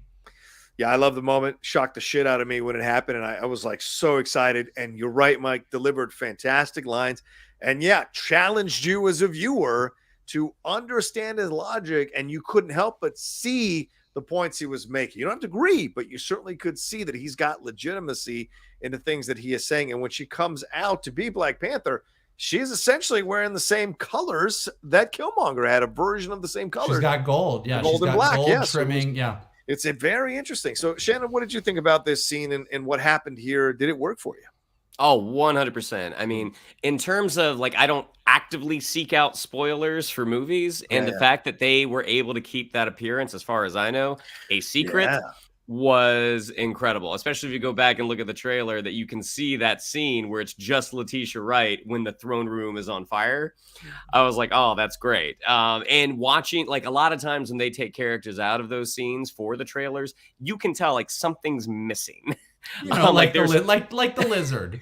There's a little space missing here where clearly someone is going to be. When you saw that scene in the trailer, like I did not get that sense watching that there was going to be someone with Shuri as the flooded throne room was in flames. As to his performance, I mean, I love the fact that they're letting Killmonger be Killmonger. A lot of times, I think in a situation like this, you might want, the temptation might be there to take the easy way out, to make this character who is still around that we can use and that got such a big response from the fan base. Like, let's get him in there. He's going to be the one to deliver the message that's going to set her on the right path. But he wouldn't take that. He wouldn't take the path T'Challa would take. So lining up her character's journey with who he was just worked so brilliantly. And it's what gave us that great moment at the end when she was ready to kill Namor. That, you know, she's still operating in that Killmonger way, but then T'Challa and Ramonda come in and set her on a different path. So yeah, it was, I agree with Vogel. Top three moments of the movie. Yeah, agreed. That was fantastic. Let's hit 2 of these Streamlabs that we have left, and then we'll start the process of wrapping up. And we have 450 of you watching us right now, joining us tonight. Thank you very much. Please make sure you hit a like on this video if you haven't done that yet. We always appreciate that. If you're watching it later, hit a like on this video as well, and leave a comment. And remember to subscribe to the channel. Always, we're trying to get to that 25,000 subscribers mark. So we know thousands of you watch our reviews. So we'd appreciate if you haven't subscribed to please subscribe down below so you can be alerted to all the times we drop Geek Buddies content. We've got Andor coming up this week. There's more to come from the Geek Buddies for sure. Sucked says, excited to see Riri learn some valuable lessons. For example, Tony Stark's PTSD or Peter Parker's struggles through the home films. Best part of Contessa in Wakanda Forever is we learn she has a backstory, an important relationship in her life. JLD is perfect for the duality. Any thoughts on this, gentlemen? I'm excited for Peter Parker and Riri Williams to talk movies because they clearly both watch a lot of them. That's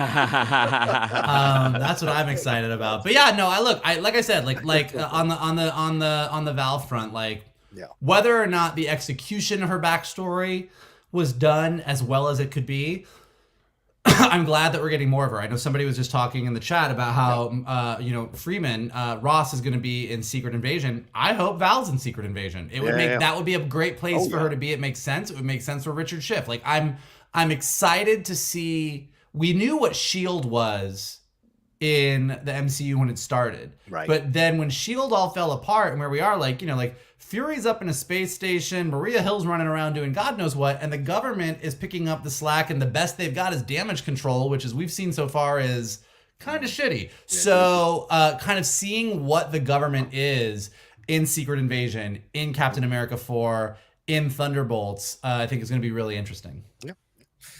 Someone said maybe Dr. Doom enslaves Wakanda. Great point. That could be the way Toussaint does that as well. Just harkening back to something we talked about a couple minutes ago. That's an excellent point.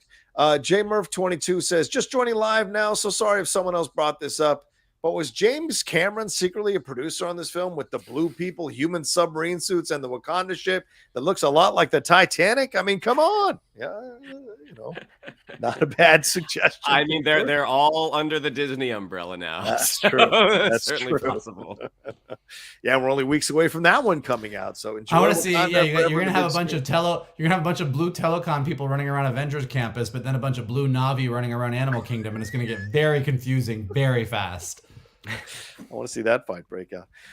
Anything that I've missed that you gentlemen want to bring up? Anything we haven't talked about? The score? Do we want to talk about the score? Ludwig Göransson's score here that won an Oscar last. Well, Shannon already clearly has a lot of opinions on it. Go ahead. I had opinions about one song in one moment, and I had no opinion. I have no issue with the song. I had an issue with where the song was placed. The little moments that we got, harkening back to the original Black Panther theme, that we don't get a ton, and I think that was actually the right move to really kind of hold those in reserve for those big moments, like when Shuri comes down in the suit in Jabari Land. Like I thought that was fantastic. And like I know we haven't talked a ton about the action. I loved how Namor worked.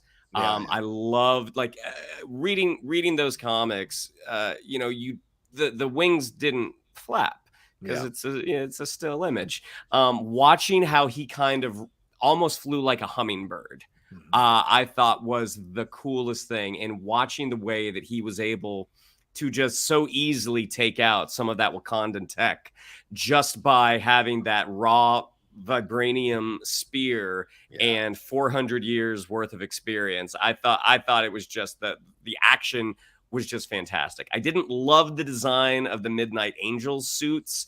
I didn't like the head tails. I have to agree with that. Yeah. They didn't have that just kind of awesome tactileness that like the Dora Milaje armor has. It just looked a little plasticky. That was the only part that I really kind of had an issue with on the action front. Look, the Midnight Angel suits are very comic book accurate, but I think most people kind of feel like they could have been maybe a little bit less comic book accurate and we would have been better off. Like they didn't quite land. It also, you end up just having a bunch of Iron Mans. Like they're all Iron Man suits at the end of the day. Like, like you've got the Midnight Angel suits are Iron Man suits. You got RIRI in her Iron Man suit. And so it just felt like a lot of the same sort of thing happening. Again, I think Coogler was like, well, I got to do this because we got this series coming up and we got this movie coming up and we got this other series coming up. So it is what it is. I think Ludwig Göransson is great. I think Ludwig Göransson is like one of the new MVPs of movie scores. Like if I hear that he's doing the score of a movie, I'm automatically excited the way I am if it's like Hans Zimmer or Williams or anything else. Like he's just so unique and everything he does is always so different. I mean, the first Black Panther score is one of my faves, and I've been listening to the new one a lot, and there's some really great stuff on it. All of it. Yeah. Especially that great track when they go to Telecon. Yeah. I'm not a score whore like you two guys. I just, kind of go along sometimes, but when it stands out, it really stands out for me. And I really love the score here. There were some real low beats or deep beats when stuff was happening that was like literally felt like the entire movie was shifting in like a continental shift with tectonic plates and stuff. And the music he used was epic, like epic battle, old school music. And I was shocked at those notes in an MCU film, and it just shook me. I was like, this is awesome. I am now so on board with this. So I thought those music cues at those certain times were just elevating the score beyond just already being good. It elevated it to something else that really stood out to me, who's not great at always catching that kind of stuff like you two are. Derek Johnson says, I'm agreeing with Shannon again. That fight scene with Namor was absolutely gorgeous. I love the way he moved in the air. Watching him literally step and accelerate in the air was awesome. Yeah, 100%. It was beautiful visuals. Yeah, as much as like the Midnight Angel suits were comic books accurate and didn't land. Yeah. Giving him those little wings on his feet, which is so stupid. Right. And they made it so not stupid. Like it worked so well. Like they nailed it. It worked so well that you reacted when she cut one of them off. Like I screamed when she cut one of them off. I was shocked. I like this. Prodigal Son says Namor punched M'Baku's entire storyline right out of the movie. Not wrong. I mean, he blocked it. He blocked it. Yeah. That's great stuff. All right. Philly G donated said, although I love the last scene, apparently T'Challa had some trust issues with Shuri. Loved Namor, but how did his soldiers know where and when to find RIRI on the bridge? Loved Queen Ramonda eyeing the other countries before her speech. Didn't Namor know? Well, I mean, Yeah, he would sense it, right? He would probably be following them on land, and then when the moment came, they were able to come up on those whales, which was awesome, and take care of business. And remember, Ramonda knows about his son. She tried to tell Shuri in a moment there in the movie, I have to tell you something about your brother, which of course mirrored, I have to tell you something about your dad. So there was stuff there that she could have told her, but of course she died was killed before she was able to tell her about the other T'Challa. So yeah. All right. Any final words? Any final things to say before we wrap up, gentlemen? What do you think? Because I see people are like talking about it in the chat, and I actually am curious. Like, what do you think the game is with young T'Challa? Like, is young T'Challa gonna be something we track through phases 5 and 6? Is he going to be a storyline that we pick up in a third Black Panther movie? Are we going to keep him in reserve and get to our next saga after Multiverse where he's a little bit older and we're going to have a teenage T'Challa story? Like, what do you like? Or are they going to do some weird Kang comic book shit and age him up? Like, where do you guys think he's going to end up, or where would you guys like to see them go with young T'Challa? I think the aging up is probably the Kang aging up is probably what they will do, because I think there's just such a hunger to see a T'Challa back in the MCU. I personally don't see another Black Panther movie coming out until after Phase 6, though. I think. Just Coogler's going away for a while. He said he's got to go rest. He said, yeah. Looking at everything that they have to establish leading up to Kang Dynasty and Secret Wars, I don't know where the room for it would be. I mean, and depending on when, like that amount of time, I mean, what Toussaint is, he's probably what they said he was 7. Yes, 7. Right. So, I mean, that's probably not enough time, if they want to get a teenage T'Challa, they would recast at that point. But I think just looking at the timeline, I don't know how you do it quicker. That's my thought.